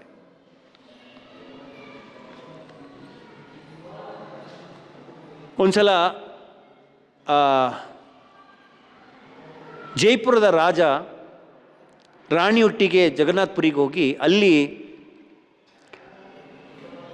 ಜಗನ್ನಾಥ್ಪುರಿಯ ರಾಜ ಇವರಿಗೆ ಜಗನ್ನಾಥ ದೇವರ ಮಹಾಪ್ರಸಾದವನ್ನು ಬಡಿಸ್ತಾರೆ. ಊಟ ಮಾಡಿದ ಮೇಲೆ ತುಂಬ ಖುಷಿಯಾಯಿತು. ಖುಷಿಯಾಗಿ ಅವ್ರು ಕೇಳ್ತಾರೆ, ಈ ಅಡಿಗೆಯನ್ನು ಯಾರು ಮಾಡಿದ್ದಾರೆ? ಅವ್ರು ಹೇಳ್ತಾರೆ, ಈ ಅಡಿಗೆಯನ್ನು ಮಾಡಿದವರು ಯಾರು? ಲಕ್ಷ್ಮೀದೇವಿ. ಅದಕ್ಕಾಗಿ ಇದು ಇಷ್ಟೊಂದು ಸ್ವಾದಿಷ್ಟವಾಗಿದೆ. ಜಗನ್ನಾಥ್ಪುರಿಯಲ್ಲಿ ಮಾಡುವಂಥ ಅಡಿಗೆ ಇವಾಗಲೂ ಕೂಡ ಯಾರಿಗೂ ಆ ಸೈನ್ಸ್ ಗೊತ್ತಾಗಲಿಲ್ಲ. ಒಂದರ ಮೇಲೆ ಒಂದು 7 ಪಾತ್ರೆಯನ್ನು ಇಡ್ತಾರೆ. ಟಾಪ್ ಪಾತ್ರೆ ಮೊದಲು ಅದು ಇದಾಯಿತು, ಬೆಂದು ಬಿಡ್ತದೆ. ಸೈಂಟಿಸ್ಟಿಗೆ ಕೂಡ ಅರ್ಥ ಆಗಲಿಲ್ಲ, ಹೇಗೆ ಬೆಂತದೆ ಯಾರಿಗೂ ಗೊತ್ತಿರೋದಿಲ್ಲ. ಆವಾಗ ರಾಜನ ಹೆಂಡತಿಗೆ ತುಂಬ ಖುಷಿಯಾಯಿತು. ಇಷ್ಟೊಂದು ಒಳ್ಳೆಯ ರೀತಿಯಲ್ಲಿ ಲಕ್ಷ್ಮೀದೇವಿ ಭಗವಂತನಿಗೆ ಕುಕಿಂಗ್ ಮಾಡೋದಾದರೆ, ಲಕ್ಷ್ಮೀದೇವಿ ಥರ ಒಂದು ಮಗು ನಮಗೆ ಜನ್ಮ ಆದರೆ ನಾವು ಕೂಡ ಆ ಮಗುವನ್ನು ಜಗನ್ನಾಥನ ಸೇವೆಗೆ ಕೊಡ್ಬೋದಿತ್ತಲ್ವಾ ಅಂಥೇಳಿ ಇಚ್ಛೆ ಆಯಿತು. ಜಗನ್ನಾಥ ಪ್ರಸಾದ ತಿಂದರೆ ನಮ್ಮ ಇಷ್ಟ ಕೂಡ ಪ್ರಾಪ್ತಿಯಾಗುತ್ತೆ. ಪುನಃ ವಾಪಸ್ ಜೈಪುರಕ್ಕೆ ಹೋದ್ಮೇಲೆ ಅವರಿಗೆ ಒಂದು ಮಗು ಜನನವಾಯಿತು. ಆ ಮಗುವಿಗೆ ಏನು ಹೆಸರಿಟ್ಟರು? ವಿಷ್ಣುಪ್ರಿಯ. ಲಕ್ಷ್ಮೀದೇವಿ ಅಂದರೆ ವಿಷ್ಣುಪ್ರಿಯ, ವಿಷ್ಣುಪ್ರಿಯ ಅಂತ ಹೇಳಿ ಹೆಸರಿಟ್ಟರು. ಮಗಳು ದೊಡ್ಡದಾದ್ಲು, ಎಲ್ಲ ತುಂಬ ಅಕ್ಕರೆಯಿಂದ ಪಾಲನೆ ಮಾಡಿದರು. ಇವರು ಏನಂತ ಹೇಳಿದ್ರು ಅಂತೇಳಿ ಅದು ಮರೆತು ಹೋಗಿತ್ತು ಅವರಿಗೆ, ಜಗನ್ನಾಥರಿಗೆ ಸೇವೆಗೆ ಕಳಿಸ್ತದೆ ಅಂತೇಳಿ. ಆಮೇಲೆ ಒಂದು ಸಲ ರಾಣಿಗೆ ತುಂಬ ದೊಡ್ಡದಾದ ರೋಗ ಬರುತ್ತೆ. ಆ ರೋಗಕ್ಕೆ ಯಾವುದೇ ವೈದ್ಯ ಔಷಧಿ ಕೊಟ್ಟರೂ ಕೂಡ ಕಾಯಿಲೆ ಗುಣ ಆಗಲಿಲ್ಲ. ಒಂದು ಸಲ ಒಬ್ಬ ಜಗನ್ನಾಥ್ಪುರಿಯ ಪಂಡ ಅಲ್ಲಿ ಬರ್ತಾನೆ, ಒಳ್ಳೆ ರೀತಿಯಲ್ಲಿ ಹಾಡು ಹಾಡ್ತಾ ಹೋಗ್ತಾನೆ ಜಗನ್ನಾಥನ ದೇವರಿಗೆ. ರಾಣಿಯ ಮಗಳು ವಿಷ್ಣುಪ್ರಿಯ ತುಂಬ ಇಷ್ಟ ಆಗ್ತದೆ. ಆ ಪಂಡನನ್ನು ಅಂತಃಪುರಕ್ಕೆ ಕರ್ಕೊಂಡೋಗಿ ಜಗನ್ನಾಥನ ಕಥೆ ಎಲ್ಲ ಕೇಳ್ತಾಳೆ. ಆಮೇಲೆ ಇವಳು ಹೇಳ್ತಾಳೆ, ನಮ್ಮ ತಾಯಿಗೆ ಒಂದು ದೊಡ್ಡ ಕಾಯಿಲೆ ಇದೆ, ಆ ಕಾಯಿಲೆ ಗುಣ ಆಗ್ತಾ ಇಲ್ಲ, ಜಗನ್ನಾಥನಿಗೆ ಪ್ರಾರ್ಥನೆ ಮಾಡಿ ಅಂತ ಹೇಳಿ ಹೇಳುವಾಗ ಆ ಪಂಡ ಹೇಳ್ತಾನೆ, ಜಗನ್ನಾಥ ದೇವರ ಮಹಾಪ್ರಸಾದನ ಅವಳಿಗೆ ಕೊಡಿ, ಅವಳು ಗುಣ ಆಗ್ತಾಳೆ ಅಂತೇಳಿ ಹೇಳ್ತಾಳೆ. ಜಗನ್ನಾಥ್ಪುರಿಯಲ್ಲಿ ಡ್ರೈ ರೈಸ್ ಎಲ್ಲ ತಗೊಂಡು ಬರ್ತಾರಲ್ಲ, ಸ್ವಲ್ಪ ರೈಸನ್ನು ಅವಳಿಗೆ ಕೊಡ್ತಾರೆ. ಆ ರೈಸನ್ನು ತಿಂದ ಮೇಲೆ ರಾಣಿಯ ಕಾಯಿಲೆ ಸಂಜೆಗೆ ಗುಣ ಆಗ್ತದೆ. ರಾಜ ಮತ್ತು ರಾಣಿ ವಿಷ್ಣುಪ್ರಿಯ ಎಲ್ಲ ತುಂಬ ಖುಷಿ ಆಗ್ತಾರೆ. ಆ ಪಂಡನನ್ನು ಮನೆಗೆ ಕರ್ಕೊಂಡೋಗಿ ಒಳ್ಳೆ ರೀತಿಯಲ್ಲಿ ಆರೈಕೆ ಮಾಡ್ತಾರೆ. ಉಳ್ಕೊಳ್ಳಿಕ್ಕೆ ಒಳ್ಳೆಯ ರೂಮು, ಊಟಕ್ಕೆ ಒಳ್ಳೆಯ ವ್ಯವಸ್ಥೆ ಮಾಡ್ತಾರೆ. ಆಮೇಲೆ ಆ ಪಂಡ ರಿಟರ್ನ್ ಜಗನ್ನಾಥ್ಪುರಿಗೆ ಹೋಗ್ತಾ ಇರುವಾಗ ರಾಣಿ ಮತ್ತು ರಾಜ ಒಳ್ಳೆ ರೀತಿಯಲ್ಲಿ ಗಿಫ್ಟ್ ಕೊಡ್ತಾರೆ. ಬೆಳ್ಳಿ ಬಂಗಾರ ಎಲ್ಲ ಒಳ್ಳೊಳ್ಳೆ ಗಿಫ್ಟನ್ನು ಕೊಡ್ತಾರೆ. ಇವಾಗ ವಿಷ್ಣುಪ್ರಿಯ ದೇವಿ ಅವಳ ಮಗಳಿಗೂ ಕೂಡ ಎಣಿಸ್ತು, ನಾನು ಕೂಡ ಏನಾದರೂ ಭಗವಂತನಿಗೆ ಒಂದು ಕೊಡುಗೆಯನ್ನು ಕೊಡಬೇಕು, ಗಿಫ್ಟ್ ಕೊಡಬೇಕು ಅಂಥೇಳಿ. ಏನು ಕೊಡುಗೆ ಕೊಡುವುದು ಎಣಿಸಿ ಒಂದು ಗಿಫ್ಟ್ ಪ್ಯಾಕ್ ರೆಡಿ ಮಾಡ್ತಾಳೆ. ಆಮೇಲೆ ಆ ಪಂಡನಿಗೆ ಒಂದು ಚಿನ್ನದ ಕಾಯಿನ್ ಕೊಟ್ಟು ಬಿಡ್ತಾಳೆ. ಈ ಚಿನ್ನದ ಕಾಯಿನ್ ನಿನಗೆ, ಈ ಬಾಕ್ಸ್ ಯಾರಿಗೆ? ಜಗನ್ನಾಥನಿಗೆ ಕೊಟ್ಟು ಬಿಡಬೇಕು. ಜಗನ್ನಾಥನಿಗೆ ಈ ಬಾಕ್ಸು, ಈ ಚಿನ್ನದ ಕಾಯಿನ್ ನಿನಗೆ ಅಂತೇಳಿ. ಪಂಡನಿಗೆ ತುಂಬ ಖುಷಿ ಆಯಿತು. ಆ ಬಾಕ್ಸನ್ನು ತಗೊಂಡು ಹೋದ. ಮಧ್ಯ ರಸ್ತೆಯಲ್ಲಿ ಅವನಿಗೆ ಈ ವಿಷ್ಣುಪ್ರಿಯ ಏನಾದರೂ ಬಾಕ್ಸಲ್ಲಿ ಕೊಟ್ಟಿದ್ದಾಳಲ್ಲ, ಇದರೊಳಗೆ ಏನಿದೆ ಅಂಥೇಳಿ ನೋಡಬೇಕು ಅಂಥೇಳಿ ಬಾಕ್ಸ್ ಓಪನ್ ಮಾಡಿದ. ಓಪನ್ ಮಾಡುವಾಗ ಅದರಲ್ಲಿ ಏನಿರಲಿಲ್ಲ, ಒಂದು ಲೆಟರ್ ಇತ್ತಷ್ಟೇ, ಚಿಟ್ಟಿಯಲ್ಲಿ ಬರೆದಿಟ್ಟಿದ್ದಾರೆ ಅಷ್ಟೇ. ಅವನಿಗೆ ತುಂಬ ಕೋಪ ಬಂತು. ಅರೆ, ನಾನು ಇಷ್ಟೊಂದು ದೂರದಿಂದ ಜೈಪುರದಿಂದ ಜಗನ್ನಾಥ್ಪುರಿವರೆಗೆ ಬರ್ತಾ ಇದ್ದೇನೆ, ಆ ಜಗನ್ನಾಥನಿಗೆ ಕೇವಲ ಒಂದು ಲೆಟರ್ ಕೊಟ್ಟಿದ್ದಾಳಲ್ಲ, ಏನು ಮೂರ್ಖ ಸ್ತ್ರೀ ಅಂತ ಬಿಸಾಕ್ತಾನೆ. ಆಮೇಲೆ ಅವನು ಜಗನ್ನಾಥ್ಪುರಿಗೆ ತಲುಪುವಾಗ ಆ ದಿನ ರಾತ್ರಿ ಭಗವಂತ ಅವನಿಗೆ ಸ್ವಪ್ನದಲ್ಲಿ ಬಂದು ಹೇಳ್ತಾನೆ, ಏ ಪಂಡ, ನಿನಗೆ ಕೊಟ್ಟಿರುವಂಥ ಈ ಚಿನ್ನದ ನಾಣ್ಯವನ್ನು ನೀನು ತಗೊಂಡು ಹೋಗಿದ್ಯಾ, ಅದು ನನಗೆ ಕೊಟ್ಟಂಥ ಈ ಲೆಟರನ್ನು ಬಿಸಾಕಿದ್ಯಾ, ನಾಳೆ ಬೆಳಿಗ್ಗೆ ನೀನು ದೇವಸ್ಥಾನಕ್ಕೆ ಬಂದು ನೋಡು, ಅಲ್ಲಿ ನೋಡ್ತೀಯಾ, ನೀನು ಬಿಸಾಕಿದೆಯಲ್ಲ ಆ ಲೆಟರು ನನ್ನ ಚೆಸ್ಟ್ ಮೇಲೆ ಇರುತ್ತೆ, ನೋಡ್ತಾ ಇರು ಅಂತ ಹೇಳಿ. ನೆಕ್ಸ್ಟ್ ಡೇ ಅವ ಎದ್ದು ಬೇಗ ಓಡ್ತಾನೆ ಎಲ್ಲಿ? ಜಗನ್ನಾಥಪುರಿ ಟೆಂಪಲ್ಗೆ. ಅನ್ಯ ಪಂಡ ಅವರಿಗೆಲ್ಲ ಹೇಳ್ತಾನೆ, ಈ ಥರ ಭಗವಂತ ಸ್ವಪ್ನದಲ್ಲಿ ಹೇಳಿದ್ದಾನೆ, ನೋಡುವ ಏನೆಲ್ಲ ಅಂತ ಹೇಳಿದ. ಒಳಗೆ ಹೋಗುವಾಗ ಅಲ್ಲಿ ಆ ಲೆಟರ್ ಅಲ್ಲಿ ಇತ್ತು. ಅದರಲ್ಲಿ ಏನು ಬರೆದಿದ್ದಾರೆ ಅಂತೇಳಿ ನೋಡಲಿಕ್ಕೆ ಆ ಲೆಟರ್ ಓಪನ್ ಮಾಡ್ತಾರೆ. ಅಲ್ಲಿ ಏನು ಬರೆದಿದ್ದಾಳೆ? ವಿಷ್ಣುಪ್ರಿಯ ದೇವಿ ಬರಿತಾಳೆ, ಹೇ ರತ್ನಾಕರ, ರತ್ನಾಕರ, ಭಗವಂತನನ್ನು ರತ್ನಾಕರ ತವ ಗೃಹಿಣಿ ಚ ಲಕ್ಷ್ಮಿ, ರತ್ನಾಕರ ತವ ಗೃಹಿಣಿ ಚ ಲಕ್ಷ್ಮಿ, ನಿನ್ನ ಗೃಹಿಣಿ ಲಕ್ಷ್ಮಿ ಆಗಿದ್ದಾಳೆ. ಕೋಟ್ಯಾಂತರ ಲಕ್ಷ್ಮಿಯರು ನಿನ್ನ ಸೇವೆ ಮಾಡ್ತಾ ಇರ್ತಾರೆ, ನಾನು ನಿನ್ಗೇನು ಕೊಡಲಿ? ನನ್ನಲ್ಲಿ ಏನೂ ಇಲ್ಲ. ಲಕ್ಷ್ಮಿಯವರು ಸಂಭ್ರಮದಿಂದ ಸೇವೆ ಮಾಡುವಂಥ ನಿನಗೆ ನಾನೇನು ಕೊಡ್ಲಪ್ಪ? ನನ್ನಲ್ಲಿ ಏನೂ ಇಲ್ಲ ಅಂತೇಳಿ. ಆದರೂ ಕೂಡ ಒಂದು ವಿಷಯ ಇದೆ, ಒಂದು ನಿನ್ನಲ್ಲಿಲ್ಲ. ಏನಿಲ್ಲ ಅದು? ನೀನು ಬೃಂದಾವನದಿಂದ ಮಥುರಕ್ಕೆ ಹೋಗುವಾಗ ಆ ಗೋಪಿಕೆಯರು ನಿನ್ನ ಮನಸ್ಸನ್ನು ಕದ್ದು ಹೋಗಿದ್ದಾರೆ, ಅದಕ್ಕಾಗಿ ನಿನ್ನಲ್ಲಿ ಮನಸ್ಸಿಲ್ಲ. ನಾನು ನನ್ನ ಮನಸ್ಸನ್ನು ನಿನಗೆ ಅರ್ಪಣೆ ಮಾಡ್ತೇನೆ ಅಂಥೇಳಿ ಅವಳು ಲೆಟರಲ್ಲಿ ಬರೆದಿದ್ದು. ಅದಕ್ಕಾಗಿ ಭಗವಂತನಿಗೆ ನಾವು ಏನಲ್ಲೂ ಕೊಡ್ಬೋದು, ಆದರೆ ನಮ್ಮ ಮನಸ್ಸನ್ನು ಭಗವಂತನಿಗೆ ಅರ್ಪಣೆ ಮಾಡಿದರೆ ಭಗವಂತನಿಗೆ ತುಂಬ ಖುಷಿಯಾಗುತ್ತೆ. ಮನ್ಮನಾ ಭವ ಮಗ್ವಕ್ತೋ ಮದ್ಯಾಜಿ ಮಾಂ ನಮಸ್ಕುರು. ಅದಕ್ಕಾಗಿ ಭಗವಂತ 2 ಶ್ಲೋಕದಲ್ಲಿ ಬರೆದಿದ್ದಾನೆ ಈ ಭಗವದ್ಗೀತೆಯಲ್ಲಿ. ಜನರು ಎಲ್ಲವನ್ನೂ ಕೊಡ್ತಾರೆ, ಆದರೆ ಮನಸ್ಸನ್ನು ಬೇರೆ ಯಾರಿಗೋ ಕೊಟ್ಟು ಬಿಡ್ತಾರೆ. ಆ ಮನಸ್ಸನ್ನು ಭಗವಂತನ ಚರಣಕ್ಕೆ ಅರ್ಪಣೆ ಮಾಡಿದರೆ ಅದಕ್ಕಿಂತ ದೊಡ್ಡ ಗಿಫ್ಟೇ ಇಲ್ಲ. ಇಲ್ಲಿ ಲಕ್ಷ್ಮಿ ಕೂಡ ಭಗವಂತನಿಗೆ ಒಂದು ಆದರ್ಶ ಪತ್ನಿ ಆಗಿರೋದ್ರಿಂದ ಅವಳು ನಾರಾಯಣನಿಗೆ ಸಂಬಂಧಿಸಿದ ಪ್ರತಿಯೊಂದು ವಿವರವನ್ನೂ ಕಾಳಜಿಯಿಂದ ನೋಡಿಕೊಳ್ತಾಳೆ. ಅವನ ಚರಣಕಮಲಗಳನ್ನು ಒತ್ತುವುದು ಮಾತ್ರವಲ್ಲ, ಭಗವಂತನ ಗೃಹಕೃತ್ಯ ವಿಚಾರಗಳನ್ನು ಕೂಡ ಗಮನಿಸುತ್ತಾಳೆ. ಅವನಿಗಾಗಿ ಉತ್ತಮವಾದ ಆಹಾರವನ್ನು ಸಿದ್ಧಪಡಿಸ್ತಾಳೆ. ಭೋಜನ ಸ್ವೀಕರಿಸುವಾಗ ಬೀಸಣಿಗೆಯಿಂದ ಗಾಳಿ ಬೀಸುತ್ತಾಳೆ. ಅವನ ಮುಖಕ್ಕೆ ಶ್ರೀಗಂಧವನ್ನು ಲೇಪಿಸುತ್ತಾಳೆ. ಅವನು ಕುಳಿತುಕೊಳ್ಳುವ ಆಸನಗಳನ್ನು, ಹಾಸಿಗೆಯನ್ನು ಸಿದ್ಧಪಡಿಸುತ್ತಾಳೆ. ಈ ರೀತಿಯಾಗಿ ಸರ್ವದಾ ಆಕೆಯು ಭಗವಂತನ ಸೇವೆಯಲ್ಲೇ ನಿರತಳು.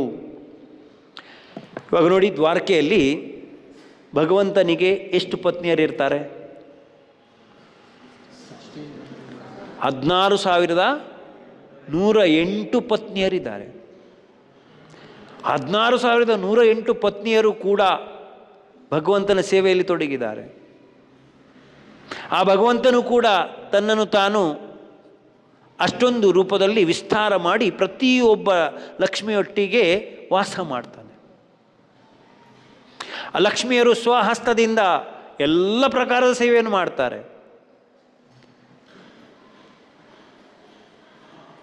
ಪ್ರತಿಯೊಂದು ಸೇವೆಯು ಸ್ವಹಸ್ತದಿಂದ ಮಾಡ್ತಾರೆ. ಯಾಕೆಂದರೆ ಅಲ್ಲಿ ಏನು ಆಳು ಕಾಳುಗಳಿಗೆ ಕಡಿಮೆ ಇರಲಿಲ್ಲ. ಕನ್ನಡದಲ್ಲಿ ಹೇಳ್ತಾರಲ್ಲ, ಆಳು ಮಾಡಿದ ಸೇವೆ ಅಧಮ, ಮಗ ಮಾಡಿದ ಸೇವೆ ಮಧ್ಯಮ, ತಾನು ಮಾಡಿದ ಸೇವೆ ಉತ್ತಮ. ಈ ರಾಣಿಯರು ಕೂಡ ಉತ್ತಮ ಪ್ರಕಾರವಾದ ಸೇವೆಯನ್ನು ಮಾಡಬೇಕು ಅನ್ನೋ ಇಚ್ಛೆಯಿಂದ ಸ್ವಹಸ್ತದಿಂದ ಎಲ್ಲ ಪ್ರಕಾರದ ಸೇವೆಯನ್ನು ಮಾಡ್ತಾ ಇರ್ತಾರೆ. ಆದರೂ ಕೂಡ ಭಗವಂತ ಅವರ ಸೇವೆಯಿಂದ ಸಂತುಷ್ಟನಾಗಿಲ್ಲ. ಯಾಕೆಂದರೆ ರಾತ್ರಿ ಅವರೊಟ್ಟಿಗೆ ಮಲಗ್ತಾ ಇರುವಾಗ ಭಗವಂತ ಮಧ್ಯರಾತ್ರಿ ಎದ್ಕೊಂಡು ಕೆಲವೊಂದು ಹೆಸರನ್ನು ಕೂಗ್ತಾ ಇರ್ತಾನೆ. ಹೇ ರಾಧೆ, ಹೇ ಲಲಿತಾ, ಹೇ ವಿಶಾಖ, ಶ್ರೀಧಾಮ, ಸುಧಾಮ ಅಂಥೇಳಿ ಜೋರಾಗಿ ಕಿರಿಚ್ತಾ ಇರ್ತಾನೆ. ಈ 16,108 ಪತ್ನಿಯರ ಯಾರ ಹೆಸರು ಕೂಡ ಬರ್ತಾ ಇಲ್ಲ. ಪ್ರತಿಯೊಂದು ಮಡದಿಗೂ ಕೂಡ 10 ಮಕ್ಕಳಿದ್ದಾರೆ ಮಿನಿಮಮ್. ಮಕ್ಕಳು ಎಷ್ಟಾಯಿತು? 16,108 ಇಂಟು 10 ಎಷ್ಟಾಯಿತು? 1,60,60,000. ಇಷ್ಟು ಮಕ್ಕಳ ಯಾರ ಹೆಸರು ಕೂಡ ಬರ್ತಾ ಇಲ್ಲ. ಈ ರಾಣಿಯರು ಒಂದು ಸಲ ಮೀಟಿಂಗ್ ಮಾಡ್ತಾರೆ. ಆ ಮೀಟಿಂಗ್ ವಿಷಯ ಏನು? ಕೃಷ್ಣ ಯಾರ ಹೆಸರನ್ನು ಎತ್ತಾನೆ? ಯಾಕೆಂದರೆ ಈ ವ್ಯಕ್ತಿಗಳು ಯಾರು?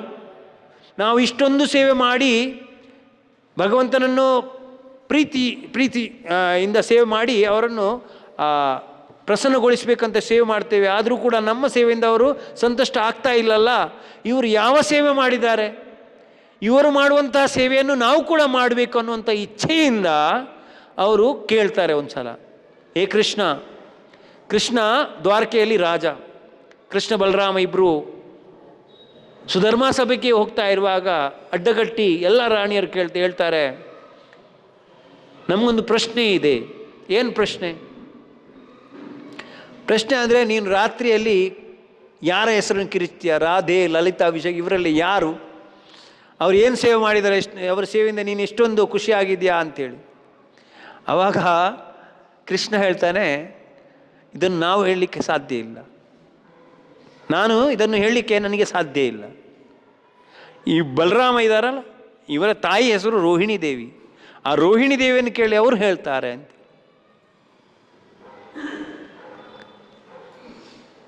ಆಮೇಲೆ ಇವರು ರೋಹಿಣಿಯ ಹತ್ರ ಹೋಗ್ತಾರೆ. ಯಾಕೆಂದರೆ ಅವ್ರ ಇಚ್ಛೆ ಏನು? ನಾವು ಕೃಷ್ಣನನ್ನು ಅದೇ ರೀತಿ ಸೇವೆ ಮಾಡಬೇಕು. ಯಾವತ್ತು ರೀತಿಯಲ್ಲಿ ರಾಧೆ, ಲಲಿತಾ, ವಿಶಾಖ ಇವರು ಸೇವೆ ಮಾಡಿದಾರಲ್ಲ, ಅವ್ರು ಯಾರು ಅಂಥೇಳಿ. ಯಾವ ರೀತಿ ಮಾಧವೇಂದ್ರ ಪುರಿಯವರು ಕೀರ್ಚೋರ್ ಗೋಪಿನಾಥ್ ಮಂದಿರದಲ್ಲಿ ಹೋಗುವಾಗ ದರ್ಶನ ಮಾಡಿ ಮೇಲೆ ಗೊತ್ತಾಯಿತು, ಭಗವಂತ ಇಷ್ಟೊಂದು ಖುಷಿಯಾಗಿದ್ದಾನೆ.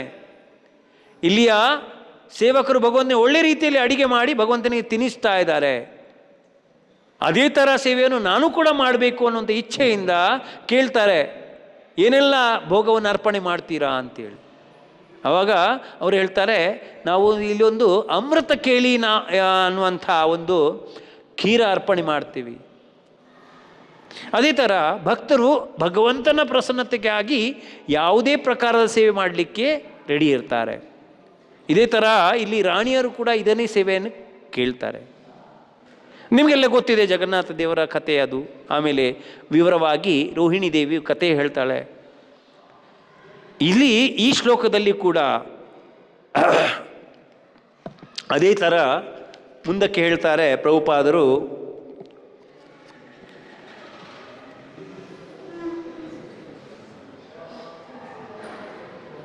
ಭಗವಂತನ ದೈನಂದಿನ ಕಾರ್ಯಗಳಲ್ಲಿ ಮಧ್ಯಪ್ರವೇಶ ಮಾಡಲು ಬೇರೊಬ್ಬ ಭಕ್ತನಿಗೆ ಅವಕಾಶವೇ ಇಲ್ಲ. ಆ ಥರ ಲಕ್ಷ್ಮಿ ಸೇವೆ ಮಾಡ್ತಾಳೆ, ಎಲ್ಲ ಪ್ರಕಾರದ ಸೇವೆಯನ್ನು ಮಾಡ್ತಾಳೆ. ಒಂದು ಸಲ ರಾಮದೇವರ ಭಕ್ತನಾದ ಹನುಮಂತ ಭಗವಂತನಿಗೆ ಪ್ರತಿ ಸಮಯದಲ್ಲಿ ಸೇವೆ ಮಾಡ್ತಾ ಇರ್ತಾನೆ. 24 hours ರಾಮದೇವರ ಸೇವೆಯಲ್ಲಿ ತೊಡಗಿರ್ತಾನೆ. ಬೇರೆ ಎಲ್ಲ ಮಂಕೀಸ್ ಎಲ್ಲ ನೋಡ್ತಾರೆ, ಈ ಹನುಮಂತನೇ ಎಲ್ಲ ಸೇವೆಯಲ್ಲಿ ತೊಡಗಿದಾನಲ್ಲ, ನಾವು ಕೂಡ ಸೇವೆ ಮಾಡಬೇಕು, ಹನುಮಂತನಿಗೆ ಯಾವುದೇ ಸೇವಾವನ್ನು ಇವತ್ತು ಕೊಡಲೇಬಾರದು, ನಾವೇ ಎಲ್ಲ ಸೇವೆ ಮಾಡ್ತೇವೆ ಅಂತೇಳಿ. ಆಮೇಲೆ ಒಂದು ಲಿಸ್ಟ್ ಮಾಡ್ತಾರೆ, ರಾಮದೇವರ ಯಾವುದೆಲ್ಲ ಸೇವೆ ಇದೆ ಅದನ್ನೆಲ್ಲ ದೊಡ್ಡ ಲಿಸ್ಟ್ ಮಾಡ್ತಾರೆ. ಆ ಲಿಸ್ಟ್ ಎದುರುಗಡೆ ಒಂದೊಂದು ಮಂಕಿ ಹೆಸರು ಬರೀತಾರೆ. ಈ ಸೇವೆ ಈ ಮಂಕಿ, ಈ ಸೇವೆ ಈ ಮಂಕಿ ಅಂತ ಎಲ್ಲ ಸೇವೆ ಎಲ್ಲ ಮೀಟಿಂಗ್ ಮಾಡಿ ಪ್ರತಿಯೊಂದು ಸೇವೆಯನ್ನು ಕೂಡ ಅಲ್ಲಿ ಬರೆದು ಬಿಡ್ತಾರೆ. ಪರ್ಪಸ್ಫುಲಿ ಹನುಮಂತನ ಸೇವೆ ಬರೀಲೇ ಇಲ್ಲ, ಹನುಮಂತನ ಹೆಸರೇ ಇಲ್ಲ ಅದರ ಲಿಸ್ಟಲ್ಲಿ. ಹನುಮಂತನ ಬಿಟ್ಟು ಎಲ್ಲ ಮಂಕಿಯ ಹೆಸರೇ ಇದೆ, ಹನುಮಂತನ ಹೆಸರೇ ಇಲ್ಲ. ಹನುಮಂತ ಬರ್ತಾನೆ, ಎಲ್ಲ ಮಂಕೀಸ್ ಹೇಳ್ತಾರೆ, ಹನುಮಂತ ಇವತ್ತು ನಾವೊಂದು ಮ್ಯಾನೇಜ್ಮೆಂಟ್ ಮಾಡಿದ್ದೇವೆ, ದಿನ ನೀನು ಸೇವೆ ಮಾಡ್ತೀಯಲ್ಲ, ಇವತ್ತು ಸೇವೆ ಎದುರಿಗೆ ಲಿಸ್ಟ್ ಎದುರಿಗೆ ಸೇವೆ ಎದುರಿಗೆ ಭಕ್ತರ ಹೆಸರು ಇದೆ, ಯಾರು ಮಾಡಬೇಕದು, ನಿನ್ನ ಸೇವೆ ಎಲ್ಲಿ ಬರೆದಿದ್ದಾರೆ ಅಲ್ಲಿ ಸೇವೆ ಮಾಡು ಅಂತೇಳಿ. ಹನುಮಂತನ ಲಿಸ್ಟಿನಲ್ಲಿ ಹೆಸರೇ ಇಲ್ಲ. ಹನುಮಂತ ಹೋಗಿ ಭಗವಂತನ ಚರಣಕಮಲಗಳ ಬಳಿಗೆ ಹೋಗಿ ಕೂತ್ಕೊಂಡ. ಮಂಕೀಸ್ ಎಲ್ಲ ಕೇಳ್ತಾರೆ, ಹನುಮಂತ ನಿನ್ನ ಸೇವೆ ಏನು, ಲಿಸ್ಟಲ್ಲಿ ನಿನ್ನ ಎಲ್ಲಿ ಸೇವೆ ಬರೆದಿದೆ? ಹನುಮಂತ ಹೇಳ್ತಾನೆ, ಲಿಸ್ಟಲ್ಲಿ ನನ್ನ ಹೆಸರಿಲ್ಲ, ಆದರೆ ಒಂದು ಸೇವೆಯನ್ನು ನೀವು ಬಿಟ್ಟು ಬಿಟ್ಟಿದ್ದೀರಾ, ಏನದು? ಭಗವಂತ ಆಕಳಿಸುವಾಗ ಚಿಟಿಕೆ ಹೊಡೆಯಲಿಕ್ಕೆ ಯಾರ ಸೇವೆ ಬರಲಿಲ್ಲ, ಅದಕ್ಕೆ ನಾನು ಕೂತ್ಕೊಂಡಿದ್ದೇನೆ ಅಂತೇಳಿ. ಭಗವಂತ ಕೂಡ ಹನುಮಂತನಿಗೆ ಸೇವೆ ಕೊಡಲಿಕ್ಕೆ ಆಗಿ ಪುನಃ ಬಾಯಾಳಿಕೆ ಏನು ಹೇಳ್ತಾರೆ ಅದು ಆಕಳಿಕೆ ಮಾಡ್ತಾ ಇರ್ತಾ. ಭಗವಂತ ಭಕ್ತರಿಗೆ ಸೇವೆ ಕೊಡ್ತಾನೆ. ನಮಗೆ ಇಷ್ಟ ಇದ್ದರೆ ಭಗವಂತ ಸೇವೆ ಕೊಡ್ತಾನೆ. ನಮ್ಗೆ ಇಷ್ಟನೇ ಹೇಳಿದರೆ ಏನೂ ಸೇವೆ ಇಲ್ಲ, ಎಲ್ಲ ಸೇವೆ ಕಂಪ್ಲೀಟ್ ಆಗಿದೆ, ನಮ್ಗೆ ಕಾಣುವುದೇ ಇಲ್ಲ.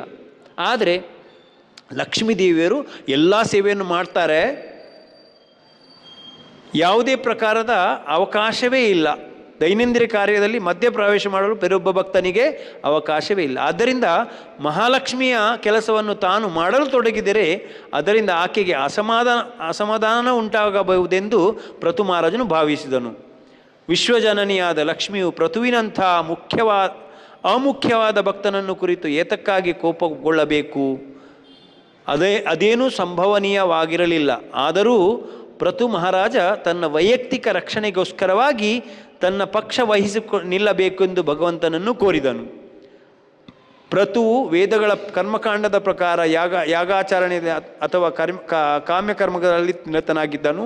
ಆದರೆ ಪರಮ ಉದಾತ್ತನೂ ದಯಾಮಯನೂ ಆದ ಭಗವಂತನು ಜೀವನದ ಅತ್ಯುನ್ನತ ಹಂತವಾದ ಭಕ್ತಿ ಸೇವೆಯನ್ನು ಅವನಿಗೆ ಅನುಗ್ರಹಿಸಲು ಸಿದ್ಧನಾದನು. ಇವಾಗ ನೋಡಿ, ಭಗವಂತನ ಸೇವೆಯಲ್ಲಿ ಲಕ್ಷ್ಮಿಯರು ತೊಡಗಿದ್ದಾರೆ.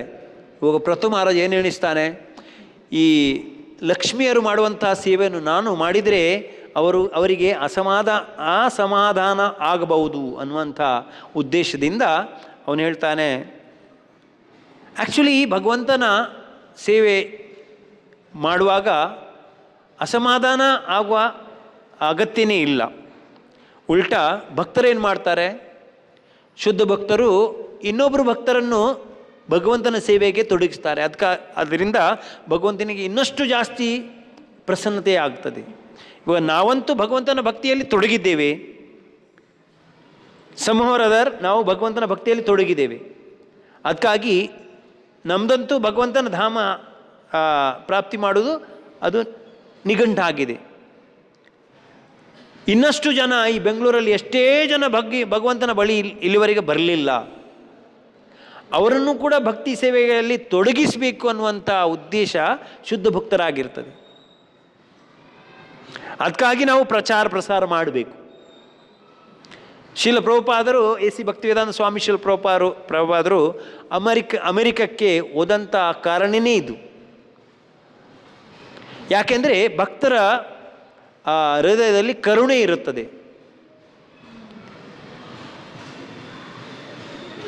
ಇವಾಗ ನೋಡಿ, ವೈಷ್ಣವಾನಾಂ ಯಥಾ ಶಂಭು ಹೇಳ್ತಾರೆ.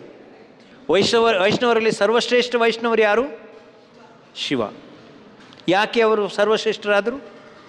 ಸಮುದ್ರ ಮಂಥನದ ಕಾಲದಲ್ಲಿ ನಾವು ನೋಡ್ತೇವೆ, ದೇವತೆಗಳು ಮತ್ತು ಅಸುರರು ಒಟ್ಟಾಗಿ ಸಮುದ್ರ ಮಂಥನ ಮಾಡ್ತಾರೆ. ಆವಾಗ ಹಲಾಹಲ ಅನ್ನುವಂಥ ವಿಷ ಬರ್ತದೆ. ಆ ವಿಷ ಬರುವಾಗ ದೇವತರು ದಾನವರು ಎಲ್ಲರೂ ಓಡಿ ಹೋಗ್ಬಿಡ್ತಾರೆ. ಆದರೆ ಶಿವ ಏನು ಮಾಡ್ತಾನೆ, ಆ ಹಲಾಹಲ ವಿಷವನ್ನು ಕುಡಿದು ಬಿಡ್ತಾನೆ. ಅದಕ್ಕಾಗಿ ಅವನ ಹೆಸರೇನು ಬರ್ತದೆ, ನೀಲಕಂಠೇಶ್ವರ ಅಂತೇಳಿ. ಯಾತಕ್ಕಾಗಿ ಅವು ಕುಡಿತಾನೆ, ಇನ್ನೊಬ್ಬರ ರಕ್ಷಣೆ ಮಾಡಬೇಕು ಅಂತೇಳಿ.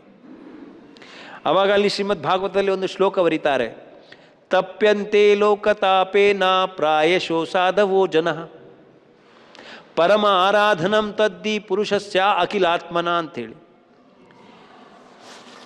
ತಪ್ಯಂತೆ ಲೋಕತಾಪೇನ, ಈ ಜಗತ್ತಿನಲ್ಲಿ ಪ್ರತಿಯೊಬ್ಬರು ತಪಸ್ಸು ಮಾಡ್ತಾರೆ. ತಪ್ಯಂತೆ ಲೋಕತಾಪೇನ, ಆದರೆ ತನ್ನ ಉದ್ಧಾರಕ್ಕಾಗಿ ಎಲ್ಲರೂ ತಪಸ್ಸು ಮಾಡ್ತಾರೆ. ಲೋಕತಾಪೇನ, ಈ ಜಗತ್ತಿನ ಜನರ ಒಳಿತಿಗಾಗಿ ಯಾರು ತಪಸ್ಸು ಮಾಡ್ತಾರಾ, ಲೋಕತಾಪೇನ ತಪ್ಯಂತೆ ಲೋಕತಾಪೇನ ಪ್ರಾಯಶೋ ಸಾಧವೋ ಜನ, ಸಾಧುಗಳು ಈ ಪ್ರಕಾರದ ತಪಸ್ಸನ್ನು ಯಾವತ್ತೂ ಮಾಡ್ತಾ ಇರ್ತಾರೆ. ಪ್ರಾಯಶಃ ಅಂದರೆ ಆಲ್ವೇಸ್, ಆಲ್ಮೋಸ್ಟ್ ಆಲ್ವೇಸ್, ಯಾವತ್ತೂ ತಪಸ್ಸು ಮಾಡ್ತಾ ಇರ್ತಾರೆ ಇನ್ನೊಬ್ಬರ ಒಳಿತಿಗಾಗಿ. ಪರಮ ಆರಾಧನಂ ತದ್ಧಿ, ಎಲ್ಲ ಪ್ರಕಾರದ ಆರಾಧನೆಯಲ್ಲಿ ಸರ್ವಶ್ರೇಷ್ಠ ಆರಾಧನೆ ಅಂದರೆ ಏನು? ಇನ್ನೊಬ್ಬರ ಒಳಿತಿಗಾಗಿ ನಾವು ಸೇವೆ ಮಾಡಬೇಕು, ಪರೋಪಕಾರಕ್ಕಾಗಿ. ಪರೋಪಕಾರ ಅನ್ನೋದು ಕೆಲವೇ ಇದೆ, ಆದರೆ ಭಗವಂತನ ಬಳಿಗೆ ಜನರನ್ನು ತರುವಂಥ ಒಂದು ಪ್ರಸಾರ, ಅದು ಸರ್ವಶ್ರೇಷ್ಠ ಕಲ್ಯಾಣ ಕಾರ್ಯ. ಪರಮ ಆರಾಧನಂ ತದ್ದಿ ಪುರುಷಸ್ಯ ಅಖಿಲ ಆತ್ಮನ, ಆ ಪುರುಷ ಪ್ರತಿಯೊಬ್ಬರ ಹೃದಯದಲ್ಲಿರುವಂಥ ಅಖಿಲ ಆತ್ಮ ಅಂದರೆ ಪ್ರತಿ ಒಬ್ಬ ವ್ಯಕ್ತಿಯ ಹೃದಯದಲ್ಲಿ ಕೂಡ ಭಗವಂತನು ಪರಮಾತ್ಮನ ರೂಪದಲ್ಲಿ ವಾಸ ಮಾಡಿದ್ದಾನೆ. ಅಂಥ ಅಖಿಲಾತ್ಮ ಪರಮ ಪುರುಷನ ಸೇವೆಯಲ್ಲಿ ಸರ್ವಶ್ರೇಷ್ಠ ಸೇವೆ ಅಂದರೆ ಅವರಿಗೆ ಪ್ರಚಾರ ಮಾಡೋದು. ಆ ಥರ ನಾವು ಪ್ರಚಾರ ಮಾಡ್ತಾ ಇರುವಾಗ ನಮ್ಮಲ್ಲಿ ಯಾವುದೇ ಪ್ರಕಾರದ ಕೊರತೆ ಇದ್ದರೂ ಕೂಡ ಭಗವಂತನು ನಮಗೆ ಅದು ಕೊಡ್ತಾನೆ. ಇಲ್ಲಿ ಪೃಥು ಮಹಾರಾಜನು ಭಗವಂತನಿಗೆ ಪ್ರಾರ್ಥನೆ ಮಾಡ್ತಾನೆ, ಭಗವಂತ ನಾನು ಲಕ್ಷ್ಮೀದೇವಿ ಮಾಡುವಂಥ ಸೇವೆಯನ್ನು ನಾನು ಮಾಡ್ತಾ ಇರುವಾಗ ಅವಳು ಅಸಮಾಧಾನಗೊಂಡ್ರೆ ನೀನು ನನ್ನ ಪರ ವಹಿಸಬೇಕು. ಯಾಕೆಂದರೆ ನಾನು ಅತ್ಯಂತ ಏನಾಗಿದ್ದೇನೆ, ದೀನನಾಗಿದ್ದೇನೆ. ಅದಕ್ಕಾಗಿ ಭಗವಂತನಿಗೆ ದೀನವತ್ಸಲ ಅಂತ ಹೇಳ್ತಾರೆ. ಒಬ್ಬ ವ್ಯಕ್ತಿಯು ವೈದಿಕ ಕರ್ಮಗಳನ್ನು ಯಾಗಗಳನ್ನು ಮಾಡುವ ಉದ್ದೇಶ ಸ್ವರ್ಗಲೋಕ ಪಡೆಯುವುದು. ಪೃಥು ಮಹಾರಾಜ ಯಜ್ಞ ಯಾಗಗಳನ್ನು ಮಾಡ್ತಾಯಿದ್ರು. ಯಜ್ಞ ಯಾಗ ಯಾಕೆ ಮಾಡ್ತಾರೆ? ಸ್ವರ್ಗ ಪ್ರಾಪ್ತಿ ಮಾಡಲಿಕ್ಕಾಗಿ. ಆದರೆ ಭಗವಂತ ಎಷ್ಟು ಕರುಣಾಳು ಅಂದರೆ ಅಂಥ ಯಜ್ಞ ಯಾಗಗಳನ್ನು ಮಾಡುವಂಥ ವ್ಯಕ್ತಿಗೂ ಕೂಡ ಭಗವಂತ ಏನು ಮಾಡ್ತಾನೆ, ಭಗವಂತನು ಆಧ್ಯಾತ್ಮಿಕ ಜಗತ್ತನ್ನು ಕೊಡ್ತಾನೆ. ಹೇಗೆ ಭಕ್ತಿ ಸೇವೆ ಕೊಟ್ಟು ಅವನನ್ನು ಆಧ್ಯಾತ್ಮಿಕ ಜಗತ್ತಿಗೆ ಕರ್ಕೊಂಡು ಹೋಗ್ತಾನೆ. ಚೈತನ್ಯ ಮಹಾಪ್ರಭು ಕೂಡ ಹೇಳ್ತಾರೆ, ಯಾರು ಭಗವಂತನ ಭಕ್ತಿಯಲ್ಲಿ ತೊಡಗಿರ್ತಾರ ಅವರು ಈ ಭಗವಂತನ ಬಳಿಗೆ ಹೋಗಿ ಭೌತಿಕ ಆಸೆ ಆಮಿಷಗಳನ್ನು ಇಟ್ಕೊಂಡು ಬಂದರೂ ಕೂಡ ಭಗವಂತ ಏನು ಮಾಡ್ತಾನೆ, ಅವರಲ್ಲಿರುವ ಈ ಆಸೆ ಆಮಿಷಗಳಂಥ ಈ ಇಚ್ಛೆಗಳನ್ನು, ಭೌತಿಕ ಇಚ್ಛೆಗಳನ್ನು ದೂರ ಮಾಡಿ ಅವನಿಗೆ ಸ್ವಚರಣಾಮೃತದಿಯ ವಿಷಯ ಬುಲಾಯಿಬ. ಭಗವಂತ ಏನು ಕೊಡ್ತಾನೆ, ಸ್ವಚರಣಾಮೃತದಿಯ ವಿಷಯ ಬುಲಾಯಿಬ ಅಂದರೆ ತನ್ನ ಚರಣಾಮೃತ ಕೊಟ್ಟು, ಭಕ್ತಿ ಸೇವೆ ಕೊಟ್ಟು, ವಿಷಯ ಬುಲಾಯಿಬ ಅಂದರೆ ಭೌತಿಕ ಆಶೆ ಆಕಾಂಕ್ಷೆಗಳನ್ನು ಮರೆಸಿಬಿಡ್ತಾನೆ. ಭಗವಂತ ಕೂಡ ಹೇಳ್ತಾನೆ, ಶ್ರೀಮದ್ ಭಾಗವತದಲ್ಲಿ ಹೇಳಿದೆ, ಅಕಾಮ ಸರ್ವಕಾಮೋ ವಾ ಮೋಕ್ಷ ಕಾಮ ಉದಾರದಿ ತೀವ್ರೇಣ ಭಕ್ತಿ ಯೋಗೇನ ಯಜೇತ ಪುರುಷಂ ಪರಂ.